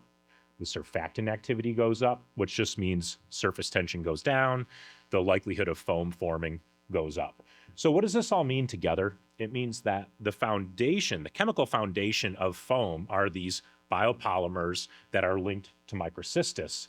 But minor components may also be important. It could be about creating the right chemical cocktail.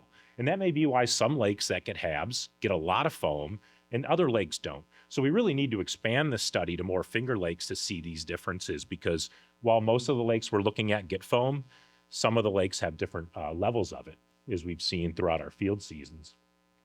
So this is very interesting, because not only does how we change lake chemistry through what we do in the watershed create HABs, and they change lake chemistry and create foam, but foam can change the distribution of chemical compounds in lakes, because foam forms as streaks that can be miles throughout the middle of the lake, and it's scavenging compounds that are not very water soluble, and it's picking up particulates, and it blows to shorelines, typically in the prevailing wind direction, and it can persist for a couple of days, and it kind of dries and desiccates, and it can actually blow along soils, and people see it at the sidings of their homes and on trees in their yard.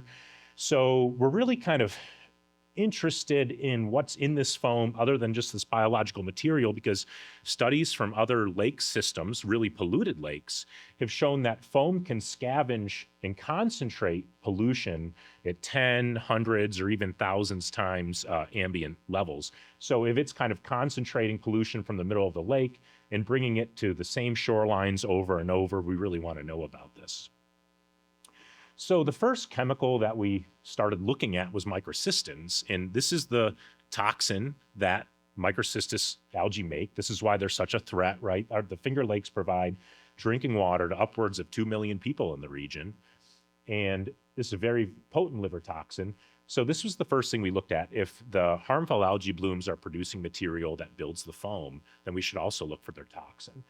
So we always compare foam to lake water because we want to see those differences.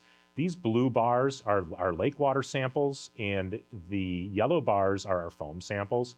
And what we can see is microcystins are almost always higher in foam.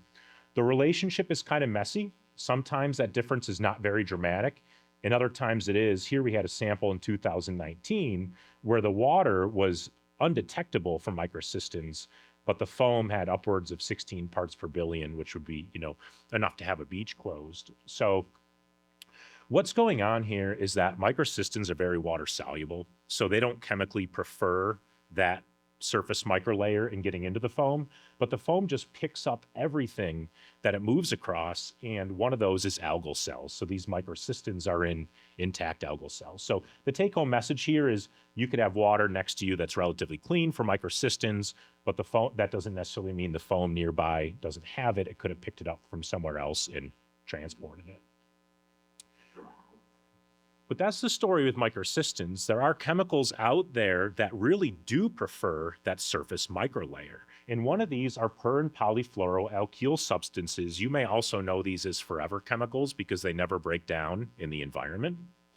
And these are long chains of carbon bonded to fluorine. And one side of the molecule loves water and the other side repels it. So they love orienting themselves right at that air-water interface, and we actually expect to see a real chemical enrichment in that surface layer and in foam. So we started moving and measuring these. We got funding in 2023 from Freshwater Future, and we took 3 foam samples in Canandaigua Lake. They were all either shoreline or near the shore, but each of them looked a little bit different. This was a thin surface film.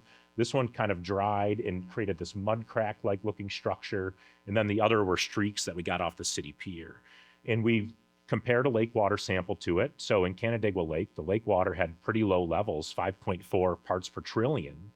And the foam was closer to 400 parts per trillion. It was really interesting because all these different foam samples were similarly enriched. So we see about a 70 times enrichment from lake water to the water that makes up foam. And even more interestingly, only certain PFAS are actually, so these are the totals, and these are actually the 30 compounds we measured.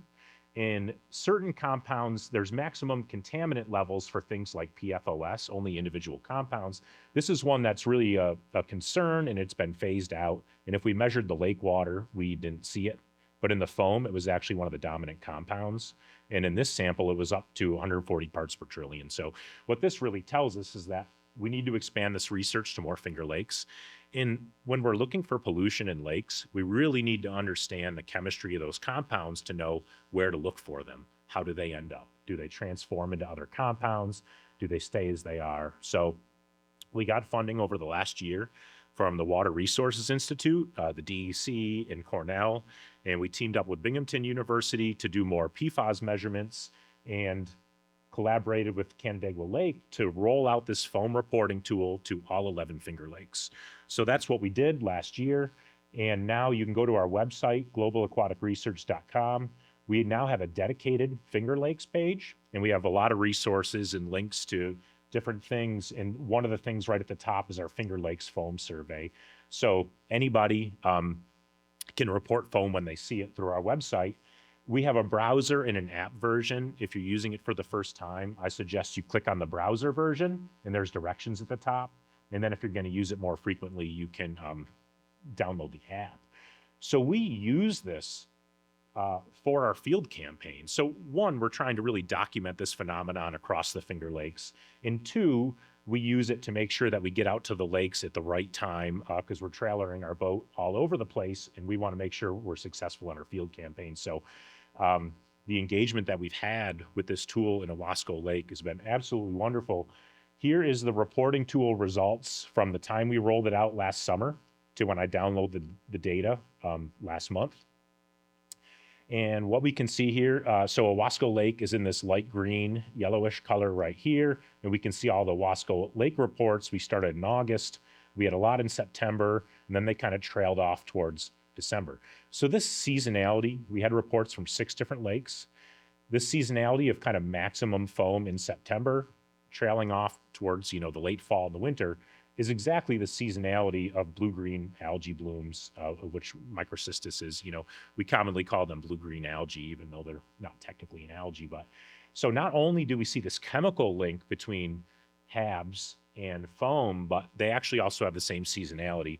Typically, if we're not seeing any foam on a lake, once we get the first big bloom, we'll often get a lot of foam about 2 weeks later. So this is kind of the fun part of these reports, is that we get dates, GPS coordinates, we get photos, and we get a lot of other information so that we can start to look at to understand something about these lakes. And so the fun part is kind of going through the photos and actually seeing what's out there. So it allows us to keep eyes on the lake, which is absolutely wonderful. Here's all the foam reports that we've gotten. Our first one was in August, and then I believe our last one was in December. And so we can start to look at some of these pictures. So here's one sent to us by Phil Joya. We can see that we often get shoreline accumulations of foam on the northern end of the lake in Emerson Park. On the northeast end, this was sent to us by Gene Canizzo, a very active volunteer who's been helpful in allowing us to sample. This is a very dramatic kind of foam streak. You can see how many properties it impacts, and it's just not really something that people want to see on their lakeshore when they wake up in the morning. And we've tracked these for miles along the lakeshore before in different lakes. So these can be pretty substantial events. Daniel Kuhn sent us this in September, and what you can see is this big foam patch kind of drifting in. So it's really interesting when you get the picture of how these mid-lake patches and streaks are kind of connecting with the shoreline. At the southern end, Adam and Jesse have been wonderful reporting foam and helping us to get out there to sample. You see all these streaks out from the southern end, and that's typically how the foam first appears. And then those streaks have very stable foam, and those kind of collect together and then blow along the shore. So what we're seeing is that Owasco Lake does look like the other lakes that we're looking at in terms of foam. So we expect these processes to be very comparable across systems. And as you can see, it kind of impacts all regions of the lake. We want to continue to collect this data for years, because then we can actually look at the shoreline frequency of where foam mostly impacts the lake, and then we can start to think about things like soil testing. So here's our field campaign as part of that project. So we went to 4 lakes: Owasco, Skinny Atlas, Seneca, and Keuka.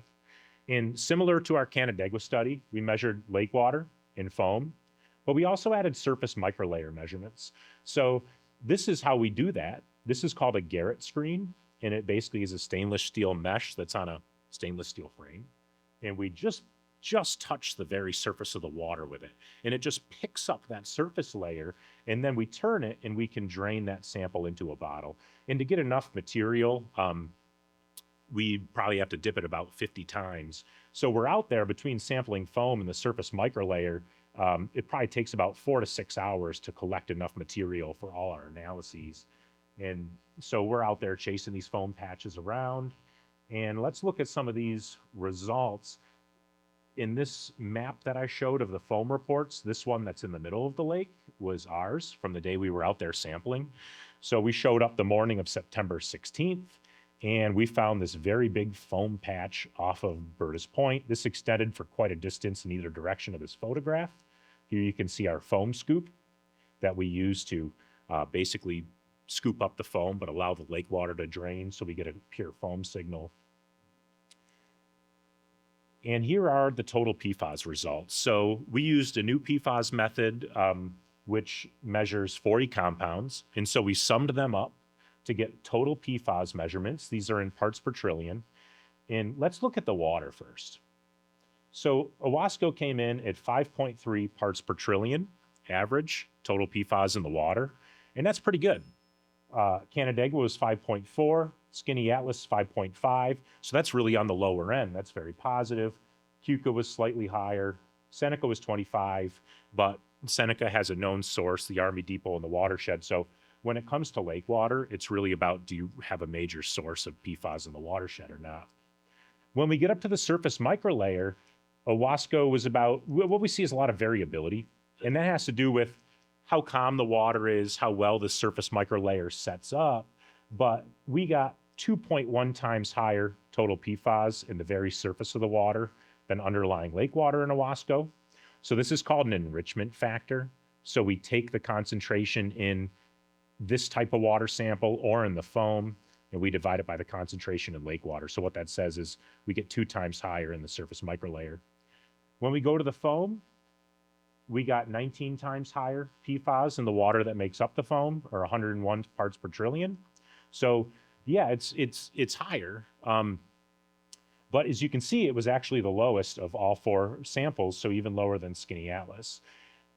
I will say that, so this is all what I would consider to be good news.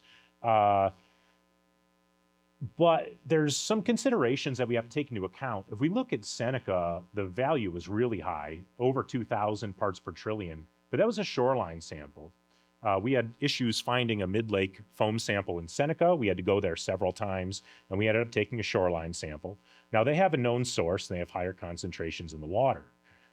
But our Canandaigua Lake results, Canandaigua has almost identical lake water concentrations to Owasco, and their foam samples were 400 parts per trillion.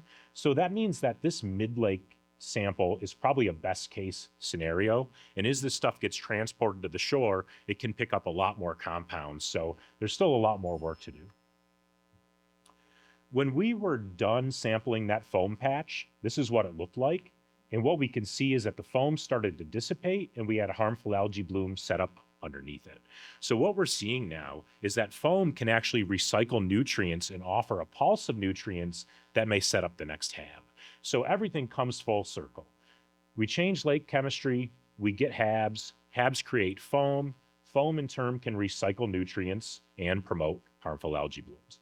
So this brings me back to the million-dollar question, which is the question we're all trying to answer, which is, why are harmful algae blooms in the Finger Lakes so challenging to mitigate, especially in low nutrient lakes? We wrote an article about this in the Finger Lakes Times for Chris Kenyon's outdoors section. It's on our website. I encourage everyone to read it where you can go into more detail. But generally, the idea is this. Phosphorus is considered the limiting nutrient in freshwater systems. So more phosphorus, more algae, less phosphorus, less algae. But microcystis, it turns out, don't necessarily always care about that. They actually have a lot of strategies to grow when nutrients are very low. This was a table we made from a proposal that we wrote trying to compare low nutrient regions of the Great Lakes to low nutrient Finger Lakes. So on the y-axis is total phosphorus, and these are the ranges in different Great Lakes of total phosphorus, and here are the Great Lakes water quality agreement targets. The Finger Lakes are already within those ranges, and we're dealing with records amounts of HABs in the last few years. So it really means, they might not get the results that they expect. And these are, there's a lot of money and time and resources that goes into reducing these. Let's look at just the Finger Lakes. So Owasco is actually part of that proposal. And we can see Owasco's up here. It looks like from Adam's data that Owasco is actually lower now and probably closer to around here, closer to Canandaigua. But the point is that these are all relatively low nutrient lakes, and even Skinny Atlas, which is around 5 parts per billion total phosphorus, is still getting record amounts of blooms. So what does that mean? It does not mean that these efforts are in vain. Lowering phosphorus is absolutely critical. If we had higher levels of phosphorus, we'd be dealing with different algae bloom problems, possibly low dissolved oxygen, fish kills, all those sorts of things. What it means is that if we can't control the climate, if we can't control invasive mussels, if nutrients from the watershed are the only thing that we can control, we have to do it very well. And we need to think beyond total phosphorus and think about nutrient profiles. not only phosphorus, but nitrogen is really important. Okay, so that kind of goes past this, phosphorus is a limiting nutrient. Microcystis have very high nitrogen requirements because it's in the toxins that they make. We also have inorganic and organic forms of nutrients, and they're utilized by good and bad algae very differently. And then we have dissolved in particulate forms. So just that right there creates many different classes of nutrients that affect the lake differently. And if you take each one of these boxes, they open up more into many, many different compounds, especially when we get into more complex organic molecules that microcystis are very good at using. So the take-home message from this is that when the overall level of nutrients are very low, what is there matters a lot. And we can see that some of these more complex forms, like glyphosate, does have nitrogen and phosphorus in it. Urea, an organic nitrogen molecule. And you can just see how dramatic the rise in the use of these chemicals has been across the globe pretty much. But these are just two examples. There are many more molecules, and we should really be thinking about these profiles. So what can we do? What's the action that we can take knowing this? So let's think about foam first. We need to know why some lakes get foam and why some don't, even if they're all getting HABs. And then how can we respond to the foam? So we need to take the work that we've done in Canandaigua on the composition of foam and expand it across the Finger Lakes and pair it with this reporting tool. We need to look for more contaminant types. In the literature, you can see foam and other systems concentrate things like heavy metals and PCBs. We don't really have any data on that yet in the Finger Lakes. Do we need to test soil where foam washes up? And then what can we actually do about it? Should we be out there cleaning up foam? Maybe cleaning it up in target areas or parks where people are more likely to come into contact with it? And how do we better manage and mitigate HABs? So taking this expanded view of nutrients and thinking about when nutrients are really low, what is there? And looking at nutrient profiles coming off different tributaries that have different watershed types, agriculture, urban, forested, and actually looking at pretty high resolution as we get pulses of freshwater delivering these nutrients and watching as those nutrient concentrations decrease as they're being utilized and how that changes phytoplankton community compositions.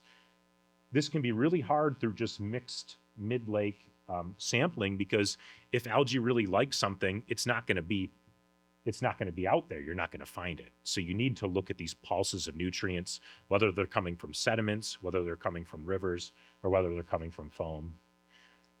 And we can really pair these kind of studies with improvements that are going on in the watershed. So we can collect data before, we can collect data after. If you have a really big, say, riparian zone project, or you're changing flow paths so you can absorb nutrients into the land, if you're just looking out at mixed concentrations of phosphorus in the middle of the lake, you might not see an improvement.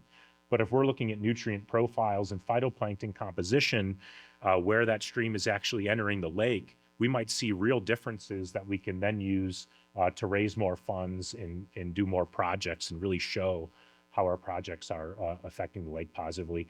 And finally, there is a lot of data out there across all the different lakes. When I see the Finger Lakes, I look at them as 11 lakes that are all slightly different in different ways. They share a lot of similarities. These are actually natural systems where we can perform replicate experiments and really compare data across lakes to say, hey, does watershed to lake area really matter? Residence time, nutrient loads, things like that. So just mining the existing data that we have and doing more advanced statistical analysis on it. So I'm not quite sure where I am with time. My guess is I'm probably over. So just please consider us a resource and a partner to get some of these things done. And with that, I'll take any questions.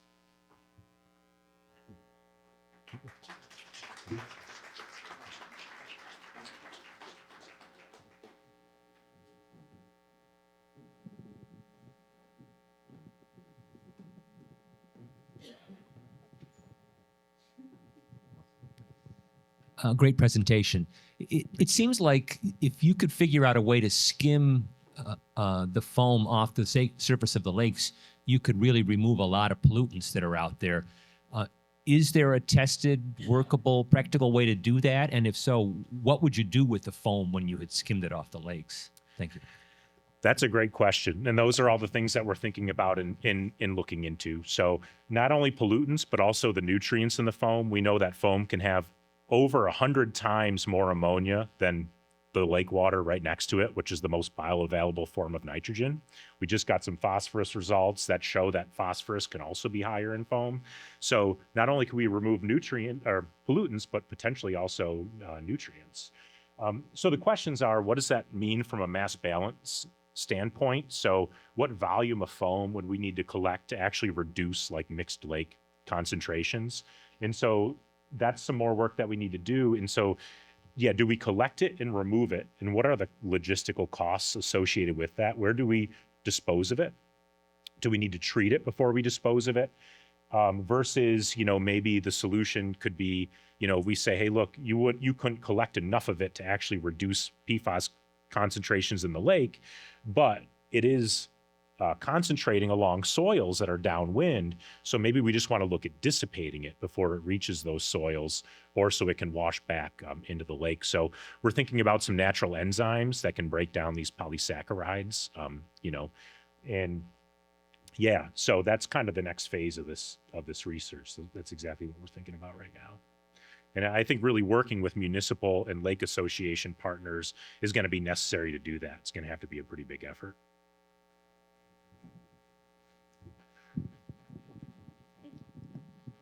Hi. I'm really scared when you talk about PFAS. We've been talking about PFAS in our Rotary Club for 4 or 5 years, and because there was an article in our magazine that said the PFAS were created because they needed something to contain the uranium when they were making the nuclear bombs. So after the war, it went into a cooking product called Teflon. And now, just a couple weeks ago, there was a big article in the paper. They're still putting PFAS into carpets. It's in popcorn bags because it contains the moisture. It's in clothing the firemen wear. And it's a forever chemical. Once we ingest it, it's there. And it's been proven to cause disease like cancer. So I'm just worried that PFAS, which are not organic, they're inorganic, would you? They're not really inorganic. They have a carbon backbone, but they don't have any hydrogen. So they're kind of, in a way, they're more similar to organic molecules, but I don't know if they could be necessarily neatly binned into either. Usually organic molecules would also have hydrogen. But they're more close to an organic molecule than an inorganic. Is that right, Stowe? Do they define them clearly in those terms? Yeah. Right. So they're not nutrient runoff. How do they get in our water?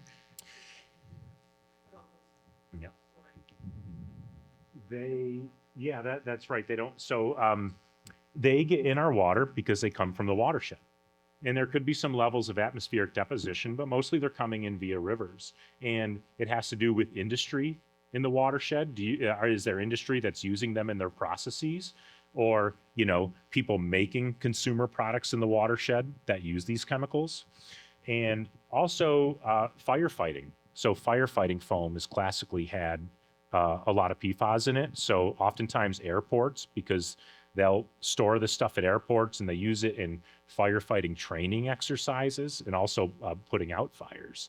When they use this foam, if you have a big fire somewhere in the watershed and they're spraying foam all over that fire to put it out, that stuff's going to wash into the lake. And we've unfortunately very poorly have regulated since World War II the use and in the remediation of PFAS. And it's really sad that we learn so much about how harmful these compounds are in an environment after we've used them for several decades. Clearly, we should seek to understand this stuff before we just kind of release it all out there. So, that's something that is a challenge. And did that answer all your questions about the PFAS? I would just like to say, too, that, with this foam data, it's not expected, this shouldn't be necessarily, the purpose of this is not to be alarming. These are parts per trillion concentrations. So what does 5.3 parts per trillion total PFAS mean? Well, the maximum contaminant loads for PFOS and PFOA, which are just two individual compounds, are, 10 from the state parts per trillion, and in 4 is the EPA. So, and that's in drinking water that you're going to be exposed to a lot. Obviously, we're getting drinking water from these lakes. Foam has kind of so it's a lot higher in foam, but the way we interact with foam is a lot different than how we interact with lake water or drinking water. I'd say the main purpose of looking at this stuff is because if people are producing PFAS and it's ending up in the lake and we're not looking for it in the places that it's ending up, then there's really no reason for them to stop producing it, right? So it's part of the start of pushing back against this is to show how it's impacting the lake and where it's impacting the lake. Rick, thank you for your excellent presentation there. I understand that PFAS have relatively low detection limits. I'm curious about what sorts of challenges you run into when sampling foam for PFAS and some of the differences in the methodologies for measuring concentrations. That's a great question, Adam, and thank you for asking that. That's something I'm certainly happy to talk about. It is something that when we moved into the world of measuring PFAS, it's not just, it really kind of affects our whole lives. We avoid this stuff as much as we can, especially during the field season. So we have to think about everywhere that it might be, how it might be on us, on our boat, in our car where we're transporting stuff. So there are actual lifestyle changes that we make to try to make sure that we're not contaminating our sampling equipment and everything else involved in doing this. We have special ways that we clean our sampling equipment, special protocols, and we clean them with those protocols after every time that we go out there. We also measure blanks. So we do a field blank, which is where and we also do equipment blanks. So the field blank is just basically taking some ultra pure water out there with you, pouring it into a sampling container, and then analyzing that. But the field blank, that water actually gets poured over our sampling equipment. And so far, we've been really lucky that our stuff has been squeaky clean. If you look at this one in Canandaigua right here, you can see our field blank was 0.34, which is basically barely detectable. And those are the kind of things we need to monitor. If you weren't doing that stuff, it's so easy to contaminate your samples at these levels. Absolutely. Yeah. Have you looked at brighteners in the foam? Have we looked at what? Brighteners. Brighteners? Yeah. What type of compounds are these? They're these. They're in the laundry, and so they can be used to determine septic leaks. And I'm wondering if the foam has an enrichment of the brighteners that we see we see the brighteners in the lakes when we look at septic systems. But I'm wondering if the foam might have those brighteners to indicate maybe that those PFAS actually are coming from septic. It definitely may. We haven't looked at that yet, and that's some more of this composition analysis that we need to do. So we're really thinking about, once again, what minor components are necessary to create that right chemical cocktail in the foam, and that could be a part of it. And I should point out too that PFAS actually creates foam itself. Like what they use to fight fires with is like an aquatic film forming foam. And so, they're a minor component that can stabilize the foam. Those could potentially be a minor component that can stabilize the foam. We do think there could be some linkages to how wastewater is treated and surfactants that enter the lake, but that is still a whole body of work that we need to do on this, for sure.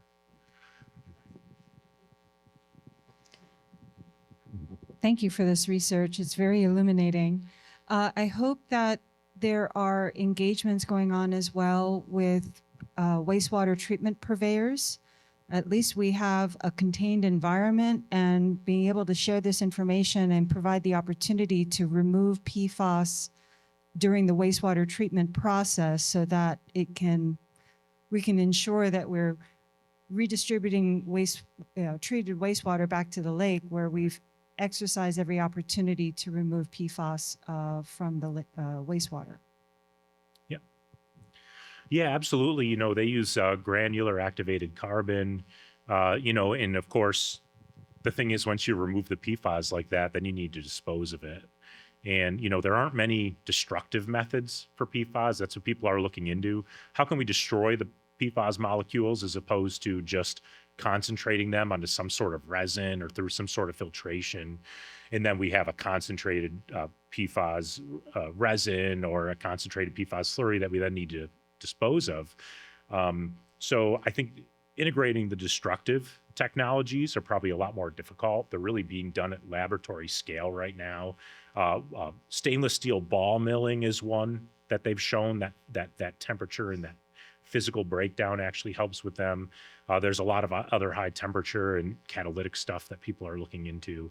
But I think that's really where we need to go. It seems pretty plausible that these concentrations that we're measuring in the water right now are going to continue to increase, for sure. So.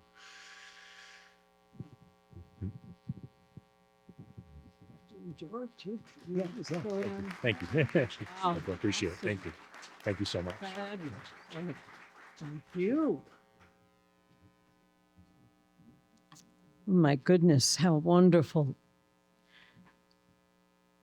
It's comforting to be informed at all, right? So now our last presenter for this morning is Matt Del Buono. He is an extension aide with Cornell University's New York State Hemlock Initiative. And this is another major challenge we face.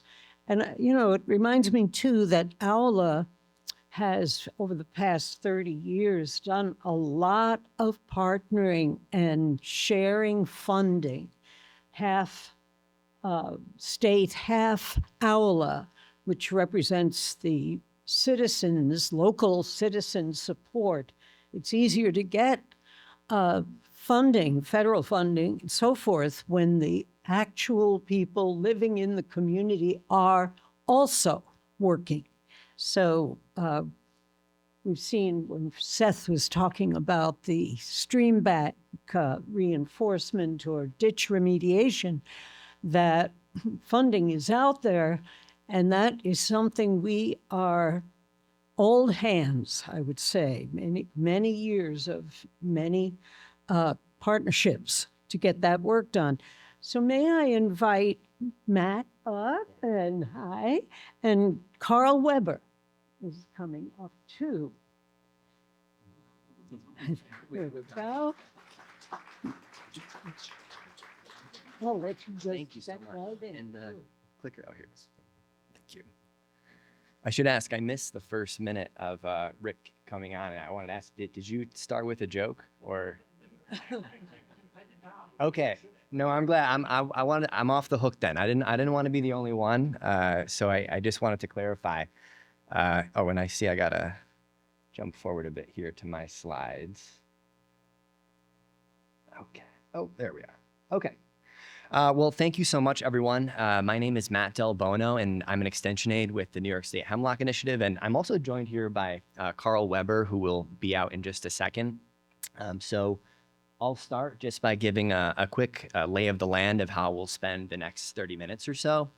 I want to kick things off with just a little bit of background information about hemlock woolly adelgid, which is an invasive pest that's threatening hemlock trees in this area. So just kind of some foundation and background information. And then I want to invite Carl on stage to share details about the amazing activities and resources that they've done for this area to conserve hemlock trees. And then I'll be back to talk more about some of the big picture management strategies that we're employing, not just here in the watershed, but across New York State. So all under the umbrella of integrated pest management. And I want to wrap things up with, I know the theme here is hope, and so some exciting things that we're seeing in our work and the evolution of predator rearing, as well as some things that private landowners and land managers can do coming away from this conversation today. So with all that being said, let's jump right in. For anyone who's not familiar with the New York State Hemlock Initiative, we are based out of Cornell University, and we are a group of researchers and extension professionals that research forest health issues, and predominantly we are looking at the invasive pest hemlock woolly adelgid, and we are able to accomplish our work through our many talented partners. So we work with government agencies, we work with nonprofits, lake associations, and also we rely heavily on citizen science data. So that's really critical to the work that we do as well. Before I go any further, I just want to take a moment to acknowledge our team. I just pulled some images here that show, folks in the field doing work. A lot of work goes into presenting the data and activities that I'll be running through here today. And so I just want to acknowledge our group, particularly the gentleman in the orange jacket in the top row there. That's Nicholas Diechler. He's a forest health and ecology researcher and helped me pull together some of our biological control slides that I'll be sharing as well. So I did want to acknowledge him specifically. Okay, so with all that background information, I just want to start off kind of by answering the why question. There are a lot of forest health issues out there, all kinds of pests and pathogens that we're dealing with. So what makes hemlocks so important and special and HWA as well? And the first thing I just want to say is that they are a foundation species. They are not just a component of an ecosystem. They are more of an architect of the ecosystem in which they reside. So a couple of things that I want to call out that make them very important. One is that they fill a very specific niche in the environment. They have a tendency to grow and thrive in places where other trees may not. So we find them on slopes in many cases, and they are a very shade tolerant tree as well. So very commonly associated with stream banks and with the lake shores as well, of course. Related to that, they have a very unique shallow root system, which is critical for filtration and for keeping soil in place and preventing erosion. They also are known for an extremely dense canopy.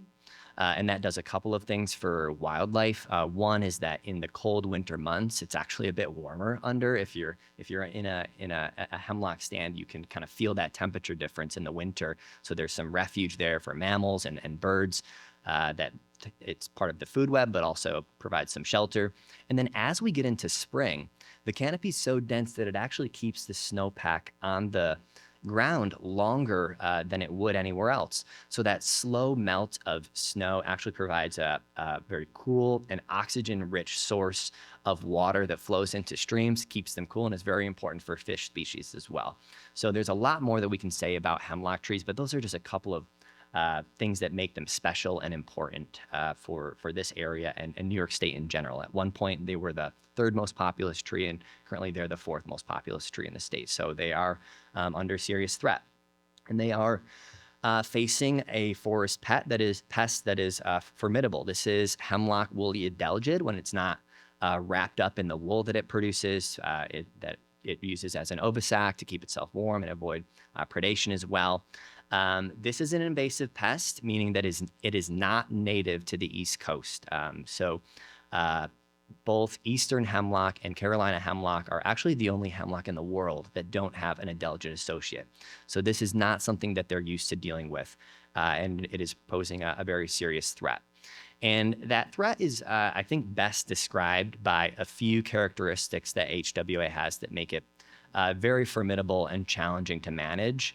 The first is that they reproduce asexually. What that means is that a single adelgid can create a new infestation. Each adelgid can lay between 50 to 100 eggs. So, and that's a conservative estimate. Actually, they raise 2 generations per year and have no native predators here. So all of those things together mean a couple of things. One is that we will likely never eradicate HWA. It's something that we're going to need to learn to live with and manage, which is why some of the long-term strategies that I'll get into are so critical. And 2 is that it's functionally removing hemlock from the landscape. This photograph is not New York State; it's a bit further south, but the HWA is hopefully communicated a very serious threat to our hemlock trees, and not something that's going away unless we take action and actively manage. So just to give a little bit of a lay of the land of where we are and kind of how we got to this point, HWA was first detected in 1951 in Richmond, Virginia, though it likely arrived in the early 1900s. It worked its way up through the Appalachian, and now it's into parts of New York, in Nova Scotia, in Michigan as well, and in Ontario, and currently occupies about 50% of hemlock's native range. So that's kind of where we are now. And before I hand things over to Carl, I for a little while, I just kind of want to set the stage of where we are in New York, because I think it's so relevant to the work that his group does. When we drill down on New York State, you can see that we've really got a lot to deal with here. It's a really complex landscape. We have places in the lower Hudson where HWA has been there for decades, and we have remnant forests that has a little bit of a different situation. We have places like in the Finger Lakes where we have active infestations, and we have trees that are in decline that we're thinking about management options for. And then we have what we like to refer to as the leading edge, places like the Adirondacks, where we're very actively tracking and looking for new infestations. Early detection is critical. It's a complicated landscape here in New York, and we can't be everywhere.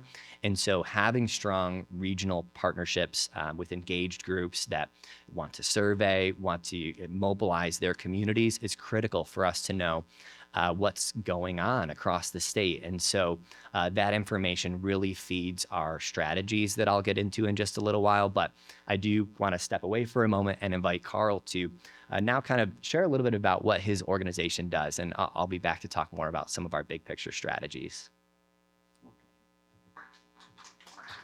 Thank you, Matt. Yes, I'm Carl Weber, and I'm with the OWLA Hemlock Hunter Program. And Matt's done a great job in kind of going over with you the importance of the hemlocks in the watershed, and also, the problems that we have with HWA. And so what I'm going to do is I just want to briefly go over with you what our hemlock program is all about and kind of what we do. Oh, wrong way. Okay. So our program was first organized in 2020 with training and guidance provided by Cornell University's New York State Hemlock Initiative team, with our initial hemlock hunts and treatments starting the following year in 2021. Okay, so how do we get started? So to help us get started, Cornell provided us with a prioritization map using satellite imagery of our watershed. You see it on the right-hand side of the screen there. This map identifies the areas where the hemlocks most critical to the watershed are likely located. Now, this map is color-coded, with the color red areas being the areas that are most critical, and then orange, and then so on. So if you look down at the right-hand side of the screen, the right-hand corner, that is like in the Fillmore Glen area, and working north toward Moravia, the south end of the lake, and on up. So as you see, most of these hemlock critical areas in the midway portion of the lake, the southern end. Okay, so once we've identified the areas, now our next step is identifying and contacting the property owners. Now, this is probably one of the most difficult parts of the program. By the use of tax maps and hunting apps, we're able to identify the individual property owners on each particular gully. Now, if you look in the center of this picture, that happens to be the gully off of Seward Point, and I happen to live in this area. And this is actually a photo from one of our hunting apps. And the orange lines that you see represent the property lines. And while if you zoom in on a particular property, it will show you who owns the property, but it doesn't give you any contact info. So that's where the fun begins, is actually trying to contact these property owners without a phone number. So what we end up doing is, first of all, any of the team members maybe knows the property owner, and if they don't, maybe they know a neighbor. And if they know a neighbor, well, then you reach out to them and say, geez, we're trying to get a hold of John Smith. Do you have a phone number, anything we can use to get a hold of him? And well, sometimes they'll give us that information. sometimes they're hesitant. People are leery about giving out other people's information, phone numbers, and we can understand that in today's world. So what happens is they may say, well, we'll have them contact you. So sometimes they do, sometimes they don't. And it's even come down in some properties, some cases where some of our team members actually have to start knocking on doors. But once we get to that point where we've made contact with the property owners and explain our program to them, in most cases, they are more than willing to sign up and participate in the program with us.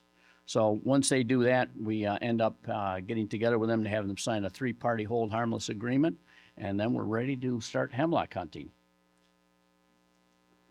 So that's yours truly on the right-hand side there in my gear. And I just wanted to kind of go over with you, what we do when we go out in the field. So one of the most important things to have are cell phones. We use them for GPS location, photos up close and distance of any HWA that you may find on the trees, property line location. That's very critical so that you don't stray off on somebody else's property, and also for communication. Now, when we go out and do our hemlock hunts, we go out as teams, at least 2 people. And a lot of times you become separated. You may have one of the team members on the top of the gorge. You may have another one on the bottom of the gorge or on the opposite side. And especially once the foliage comes out, it's difficult to keep track of each other. So we always try to encourage each team member to wear bright colors so that we can keep track of one another. You'll also notice that I have a staff in my hand. I have a pole with a hook on the end, and the purpose for that is a lot of these branches that you've got to inspect for HWA, you can't reach. You've got to reach up high with a pole and pull that branch down so that you can look closely at that HWA if it's present on the needles. And HWA is very, very small. You need probably glasses, and even sometimes a handheld magnifying glass would be handy to identify it. It's very difficult to see. In addition, water, snacks, flagging, and insect spray, very important, especially with all the ticks that are out there. So once we get done with our hemlock hunt on a particular parcel, then we meet back at our vehicle and we fill out a survey data sheet, and that's provided by Cornell. And this is just the opening page of it, usually 3 or 4 pages long, but it asks you all sorts of information regarding what you saw out there. First of all, did you find any HWA? If so, was it lightly infested, moderately, or heavily infested? What was the stand characteristics? Were they small trees or mature trees? Did they have a large crown, a lot of branches, or were a lot of the branches dead and there was just a small crown on the top?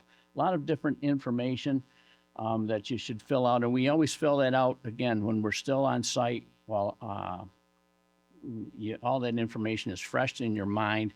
And once you get back home, then you can go online and you can download that information and forward it onto Cornell.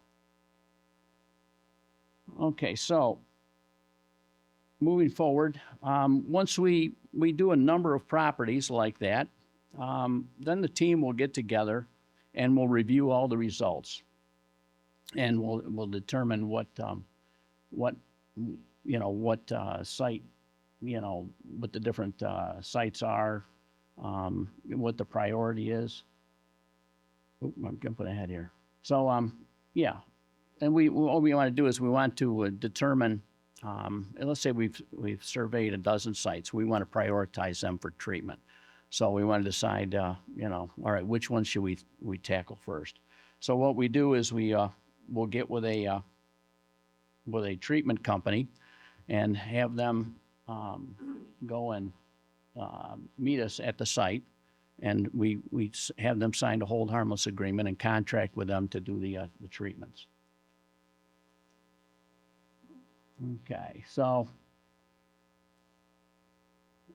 one other thing I want to discuss before we get into this we also do, we keep detailed records of each site. So, and these records that OWLA keeps are not limited to just the property owner, but the initial survey that the team did, the treatment details, including the treatment company, the number of trees treated, and the total cost. And we keep detailed records of all that because it really comes in handy, especially if we come down years later and we have to retreat these trees. Again, we have to check with all these property owners and update information, have them sign new hold harmless agreements for retreatment. Okay, so another portion or another thing that I'd like to touch upon is program funding. Now, this is very important. Our funding comes from grants, organizations, foundations, businesses, and individuals. All donations are very important to us, since many times we are required to provide a matching portion of the grant or the pledge. And I'd like to also give a special thank you to the U.S. Forestry Service, the local Rotaries, including Moravia and Auburn, and the Emerson Foundation for their continued support of our program for many years. Okay, something else I'd like to share with you is these areas, most of them are on private property, and some of these areas are absolutely breathtaking.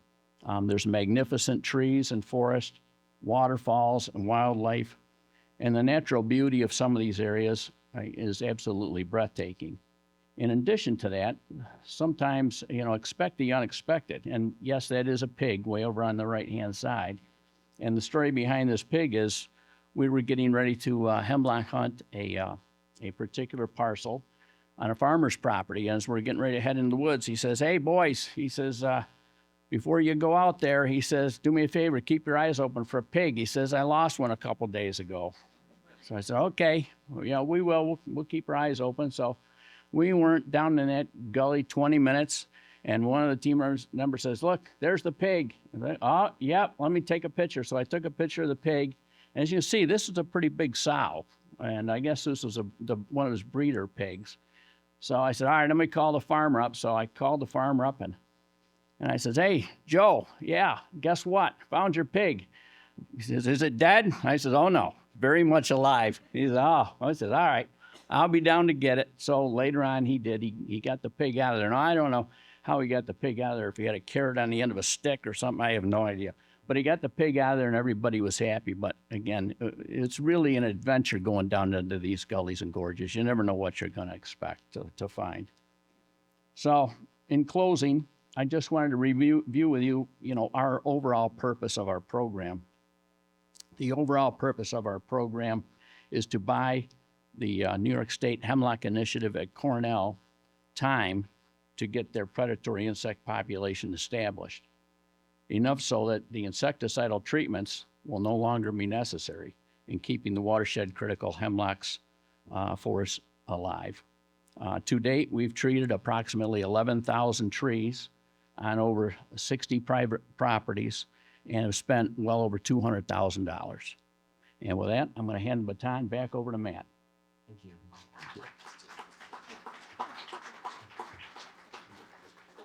Yeah, it's really an incredible body of work that Carl and his group has led the charge on surveying and collecting that information that has been utilized to apply for grants and to fund a lot of the amazing work that they've been able to accomplish here. So really impressive stuff. And so I want to come back to build off of that. So we kind of drilled down on this lake and some of the activities happening here, but I want to share more details on kind of the big picture that Carl was alluding to, like what are we working towards and our strategies as it relates to integrated pest management. So I kind of want to walk through a timeline of short and long-term approaches, all of which we have some degree of activity, although some more focused than others, which we'll get into details on. So the first is chemical treatment. It's kind of that tip of the spear, which I'll get into in just a second. But this is that Band-Aid, that short-term option for used in many invasive species management approaches for dealing with the pest in the near term, but it has, of course, there's a cost associated and it's logistically complex, right? So effective, but not something that you can always implement at a landscape level. We have silviculture, which is also used in many forest pest situations where you're, strategically augmenting a forest, doing cuttings and opening things up with research on how that trees will perform and regenerate. There's some interesting research happening at the Pack Forest via SUNY ESF in silviculture for hemlock trees. So we have a lot of optimism in this space, but something that we need to hang tight for the research to come out. But exciting to see that happening. So silviculture is one of the tools in the toolbox. We have classical biological control, which involves going to the native range of the pest and bringing those specialist predators here to get them established to do the management for us over time. Whenever you're doing classical biological control, a great deal of research goes into making sure that it's safe. These are specialist predators. They wouldn't survive without HWA. You test that to see how they'll perform with and without it. And then 2, to make sure that they're going to be effective. And so that's what a lot of our work is focused on. And then finally, there's resistance breeding. Someone earlier mentioned ash. We're involved in a project with the Nature Conservancy called Trees in Peril, where they're looking at 5 threatened trees, actually more than that, but our subset of the project is looking at a few threatened trees across the Northeast from invasive pests and pathogens. So we are involved in monitoring programs where we're actually going out and looking for trees. We call them lingering hemlocks, and there's similar projects, lingering ash, that for these trees that outlast their peers. They've been dealing with the pest or pathogen for many years, and there's a certain level of mortality in the area. Then we get very curious and want to sample and study the trees that are still alive, because they may have some mechanism of genetic resistance, and so we want to understand what that is, propagate, and ultimately reforest. So these are long-term strategies, right, as we kind of go down that line. What we'll be focused on is briefly here chemical treatment I'll talk about, but mostly classical biological control. That's really our bread and butter at the Hemlock Initiative, and where a lot of our operations are focused on. So that's kind of what I'll be talking about for the remainder of my time here. For chemical treatment, there are 2 chemicals that applicators and land managers are working with. There's imidacloprid and dinotephurin. Imidacloprid is slow acting. It can actually take up to a year to become effective, but then it has a much longer efficacy period. So up to 5 years, you can have protection. And there's dinotephurin, which is fast acting, but doesn't have that long protection period. Typically in about a year, you're needing to retreat. So what we see in a lot of cases is folks using a tank mix, so you can get that kind of knockout punch of the dinotephurin, but also the long-term protection of imidacloprid. And there are a number of application methods. There is soil application, and I've got pictures of some of these on this slide. There are pellets that slowly release the treatment over time. What we use predominantly in New York State are very direct methods. It's basil bark application and tree trunk injection. So we're not spraying these chemicals around all over the place. They're going directly to the tree. And so it's done very carefully. And as I think Carl mentioned, a licensed applicator is required to do these kind of treatments. So again, this is the kind of Band-Aid short-term tip of the spear when it comes to treating hemlocks, keeping them on the landscape for these other methods to come into effect. So I want to shift gears and talk about biological control and just introduce the predators that we work with and where they're from. So at Cornell, we work with 3 specialist predators. They're here from the Pacific Northwest. So there's the Laricobius nigrinus beetle, and then there's 2 species of silverflies. There's Leucotraxus argenticollis, as well as Leucotraxus pinniperta. There is another beetle, Laricobius osacensis, that some of our collaborators in Virginia rear, and we do some releases of those beetles in New York State, but they're not, it's the other 3 that I had mentioned from the Pacific Northwest that we rear at Cornell University and are trying to get established on the landscape here in New York State. So I don't want to spend a lot of time on this slide, but a really common question that we get is why do we have 3 predators? And so I want to just communicate a key point to answer that question. And it has to do with the very complex life cycle of hemlock woolly adelgid. The item that I want to draw your attention to is that you see that kind of first fall. I mentioned HWA has 2 generations per year. So that first fall generation has that whole period during winter when it's active, and then a really, really quick spring-summer generation that reproduces in a abnormally quick turnaround time. And our Laricobius nigrinus beetle actually pairs very well with that first generation. But HWA is such a prolific insect when it comes to reproduction and increasing its population quickly over time, that spring-summer generation can pretty much rebound the population, which is why we work with the silver flies as well. These insects, their larvae actually are actively feeding on HWA throughout both of those periods. And our belief is that these specialist predators working in tandem are actually going to be enough to provide that natural check to keep HWA at a level where the hemlocks are infested, but we're not losing those valuable ecological services. So I want to talk about where things stand with the 2 insects, but just briefly, I'll just show a map of all of our releases. So since 2008, we've been releasing the Laricobius beetles, about 90,000 of them. And since 2017, we've been releasing the Leucotraxis silverflies. And as you can see from this map, we're, it's not our intention. We're not able to release it every single place in the state, all across HWA's range. We're concentrating our efforts in kind of inoculating a place with enough insects in hopes of getting establishment so that they can then have a strong population and disperse from there. And so that's kind of what our strategy is. Much of it is focused on the leading edge and in places where HWA first got its foothold in the warmer parts of the state, in the Hudson and Finger Lakes. So let's drill down now on the 2 insects to kind of see where things stand. We'll start with the Laricobius beetle. And as I mentioned, 90,000 beetles since 2008. And what's exciting to share is that these beetles are doing very well here. We have 18 established populations. And as I mentioned, many of them are focused in those earlier parts of, warmer parts of the state where you can see those stars that represent the established populations in the Finger Lakes and Lower Hudson. We are actively surveying in the Adirondacks and other parts of the state to see if there are other locations. It's very possible that they are. And those pink and blue dots represent some of our more recent releases. So a lot focused on that leading edge, the direction that the infestation is moving. So what's exciting about not just seeing establishment is that we're also seeing these populations strong enough that they can now go out and start to move. And so the researcher that I mentioned earlier, Nicholas Stiechler, working with a couple of other students, did a study to confirm just that. We looked at a subset of our established populations and set up buffer zones around them.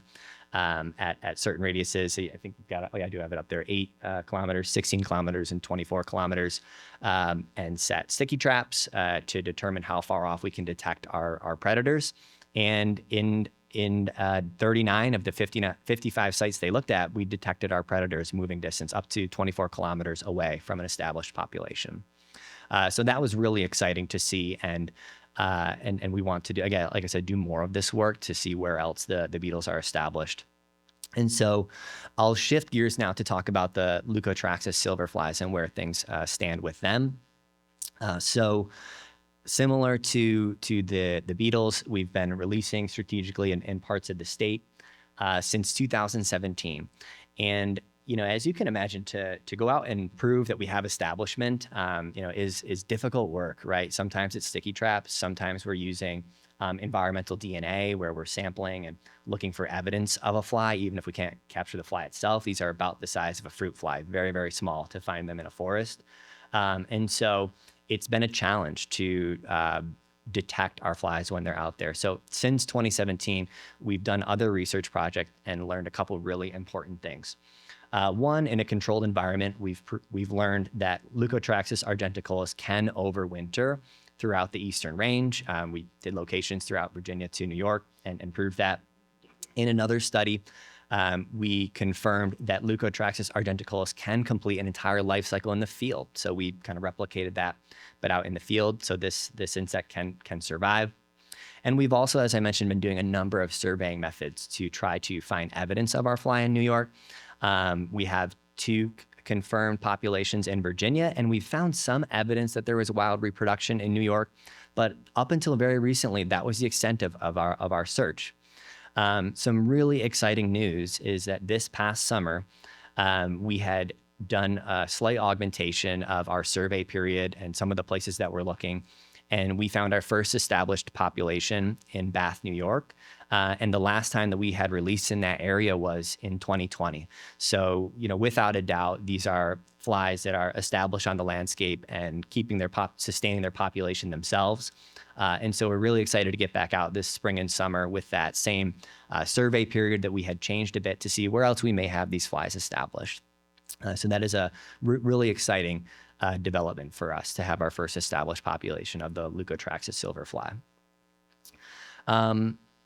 Okay, so one of the obvious kind of key bottlenecks when it comes to predator rearing is we just can't always source enough, right? We need more predators. This is a recent paper that we put out outlining our methods for rearing all of our specialist predators. We want that information out there in case there are others that are interested in this kind of work. But we can only produce so many. So I want to introduce another strategy that we are employing for getting more predators out across the state, and that is the development of field insectaries. So there are places in the state that we've been releasing for a long period of time and have very, very strong populations. So much so that we can actually go back there and do wild recollection of our insects and do the dispersal for our beetles. So to share just a little bit of history on the location that I'm referring to in the lower Hudson, over the course of about 3 years, we had released just over 2,000 beetles in one particular state park, and we had been monitoring it since. And the exciting news is that we've, in a couple years, have gone back to see if we can do some wild collections. In 2024, I would say, we did one in 2022, which was smaller. In 2024, we had a large collection of over 1,000 beetles in just one day. So that was exciting for us to then, think, okay, this is a very strong population. Where else can we move them across the state? This past fall, we went for a couple of days with some partners from New Hampshire and Vermont and actually collected 12,000 of our beetles over the course of 3 days, which just blew our expectations out of the water. We actually only surveyed a very small part of the park that we've been developing. So we were able to do 3 other releases across New York with these the 6,000 or so that we took with us, and we were also able to share with our partners in New Hampshire and Vermont some beetles to have more of a regional approach there. So that's something that we're very optimistic about in continuing to develop this field insectary, but also looking at others across the state that we may utilize for the Laricobius beetle in particular. Okay, couple of take-home messages on predator rearing. So Laricobius nigrinus, as we've seen, is very well established across the state, and it's dispersing on its own. So we want to keep facilitating that movement with our, with the field insectaries and helping with dispersal. We also now know that Leucotraxus is suitable for New York State, and we have an established population. So we'll continue with our releases. We're planning for our spring release locations right now with our HWA winter mortality survey that's happening. And we want to do more surveying to see where else our insects currently are established. We tend to prioritize releasing on the northern leading edge. That's the direction that the infestation is moving. And that, field insectaries are critical to the future of us being able to meet that need for predators across the state.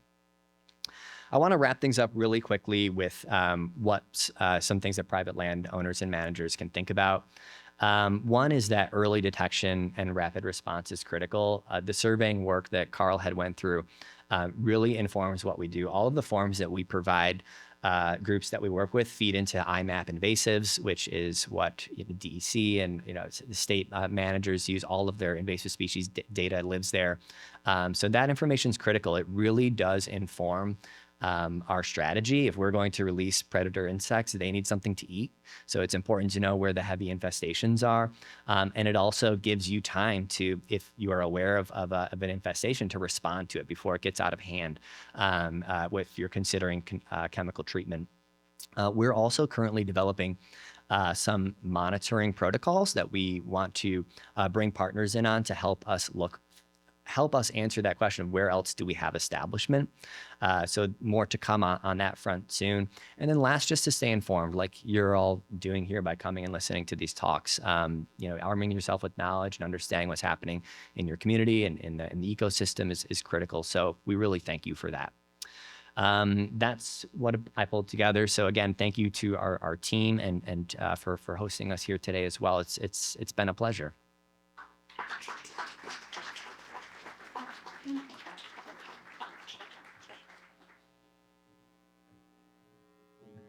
Happy to answer any questions if there are any. Yeah. We've all heard about the law of unintended consequences. Yeah. These predators that we're anxious to get deployed, is there a sufficient body of research to know, will they turn on us in 10 years?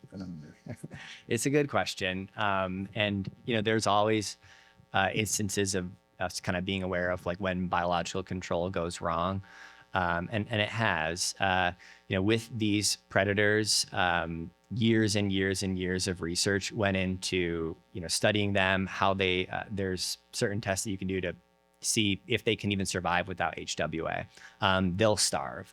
And so, anytime we're introducing something new to an environment, we have to be very careful, research it.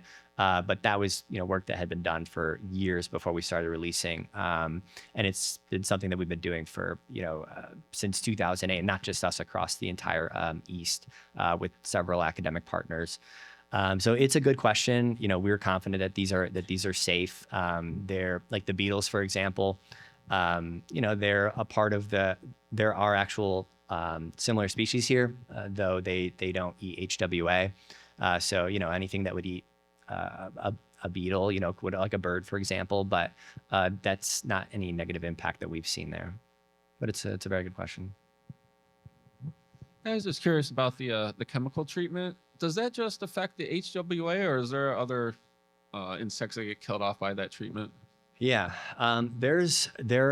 whenever you're using a chemical, like these are neonics, there's going to be impacts from insect communities, absolutely. And so, in the research that, has gone into this, we've seen minimal impacts, and also that, so anything else that was feeding on the tree could also, be impacted by the chemical.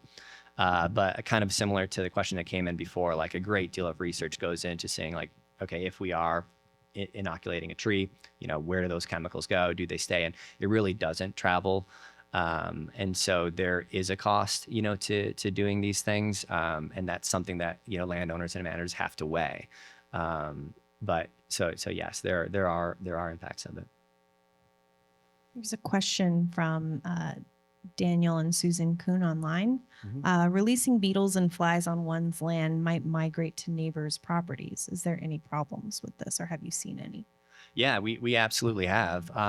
They're wildlife and they're going to move. And so, for example, there are Laricobius nigrinus beetles in the state of Connecticut, but they've never released any. Like that's what we're going for. And so certainly, the question is valid that, whenever we go on an initiative like this, the research goes into making sure that we're doing something that's safe and that's going to ultimately protect our trees and the environment. But it's a very valid question. They will move. Mm-hmm. A question in the back. Once trees become infected with HWA, can it be brought back through biological? And I mean, what's the tipping point? Yeah, they're very resilient. So we've seen trees that have very heavy infestations and look unhealthy that have been treated, and it can take a couple of years, but you'll see new growth. Same for biological control. We are getting to a point where we want to start looking carefully at like what are the improvements of trees. We're working very hard for the establishment right now, but hemlock trees and all trees can be resilient if they're given a chance to breathe, and and the infestation is knocked back. Definitely when your trees are infested, that's why a lot of people turn to chemical treatment to buy them some time, and so certainly they can bounce back.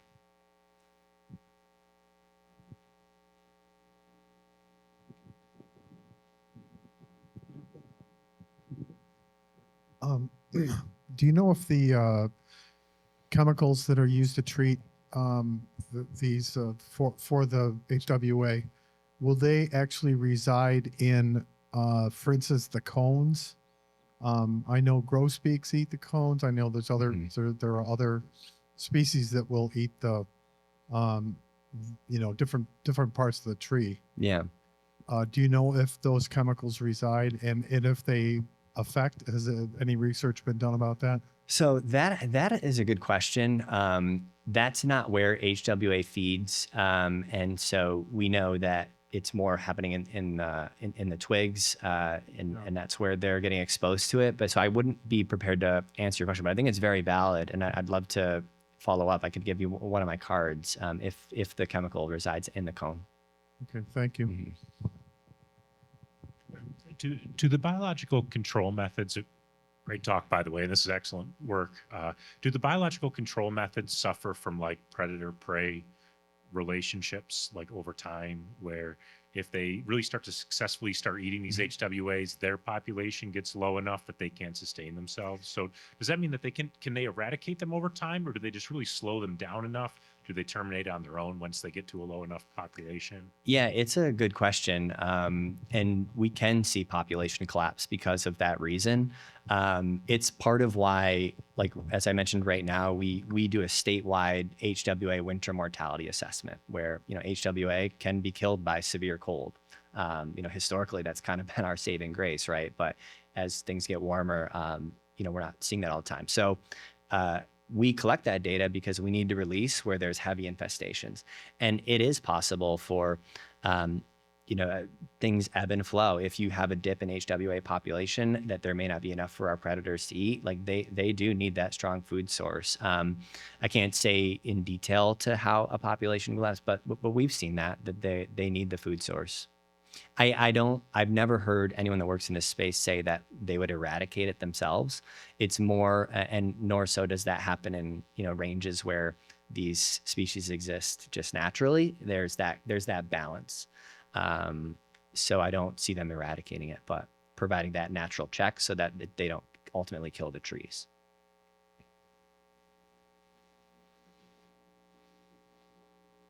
Yeah. Before you leave the stage,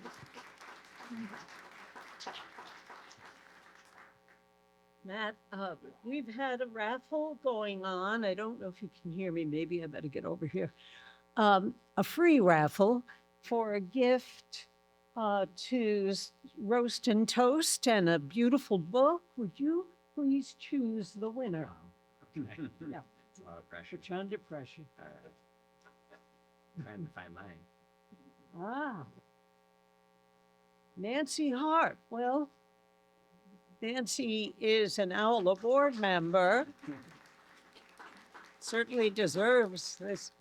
And I might say too, Carl is an OWLA board member, has gone out into the forests and does water testing and coordinating many fantastic activities that Carl has contributed to OWLA's activities. But also, I'm very interested in the fact, what's the name of the young man, Mr. Strickland, who, in order to spray the hemlock, has to rappel down the side of a hill. And you can imagine the challenge of trying to reach these trees that are needed to hold on to the stream bank or the hillside to prevent the erosion. And there are areas where the trees are devastated. So it's important. So thanks, and thank you everyone for joining us today. I hope you enjoyed yourself. We really, I would quote from Ann Robson, who's chairing this. She had an article in the paper and she said, let me see, I typed it here. Through research, which of course we've heard a bunch, infrastructure improvements like stream bed remediation or ditch remediation, invasive species control, the gentleman left me, and citizen participation. We create the hope that this particular symposium is based upon, that through activity, we are creating hope. Thank you everyone for being here.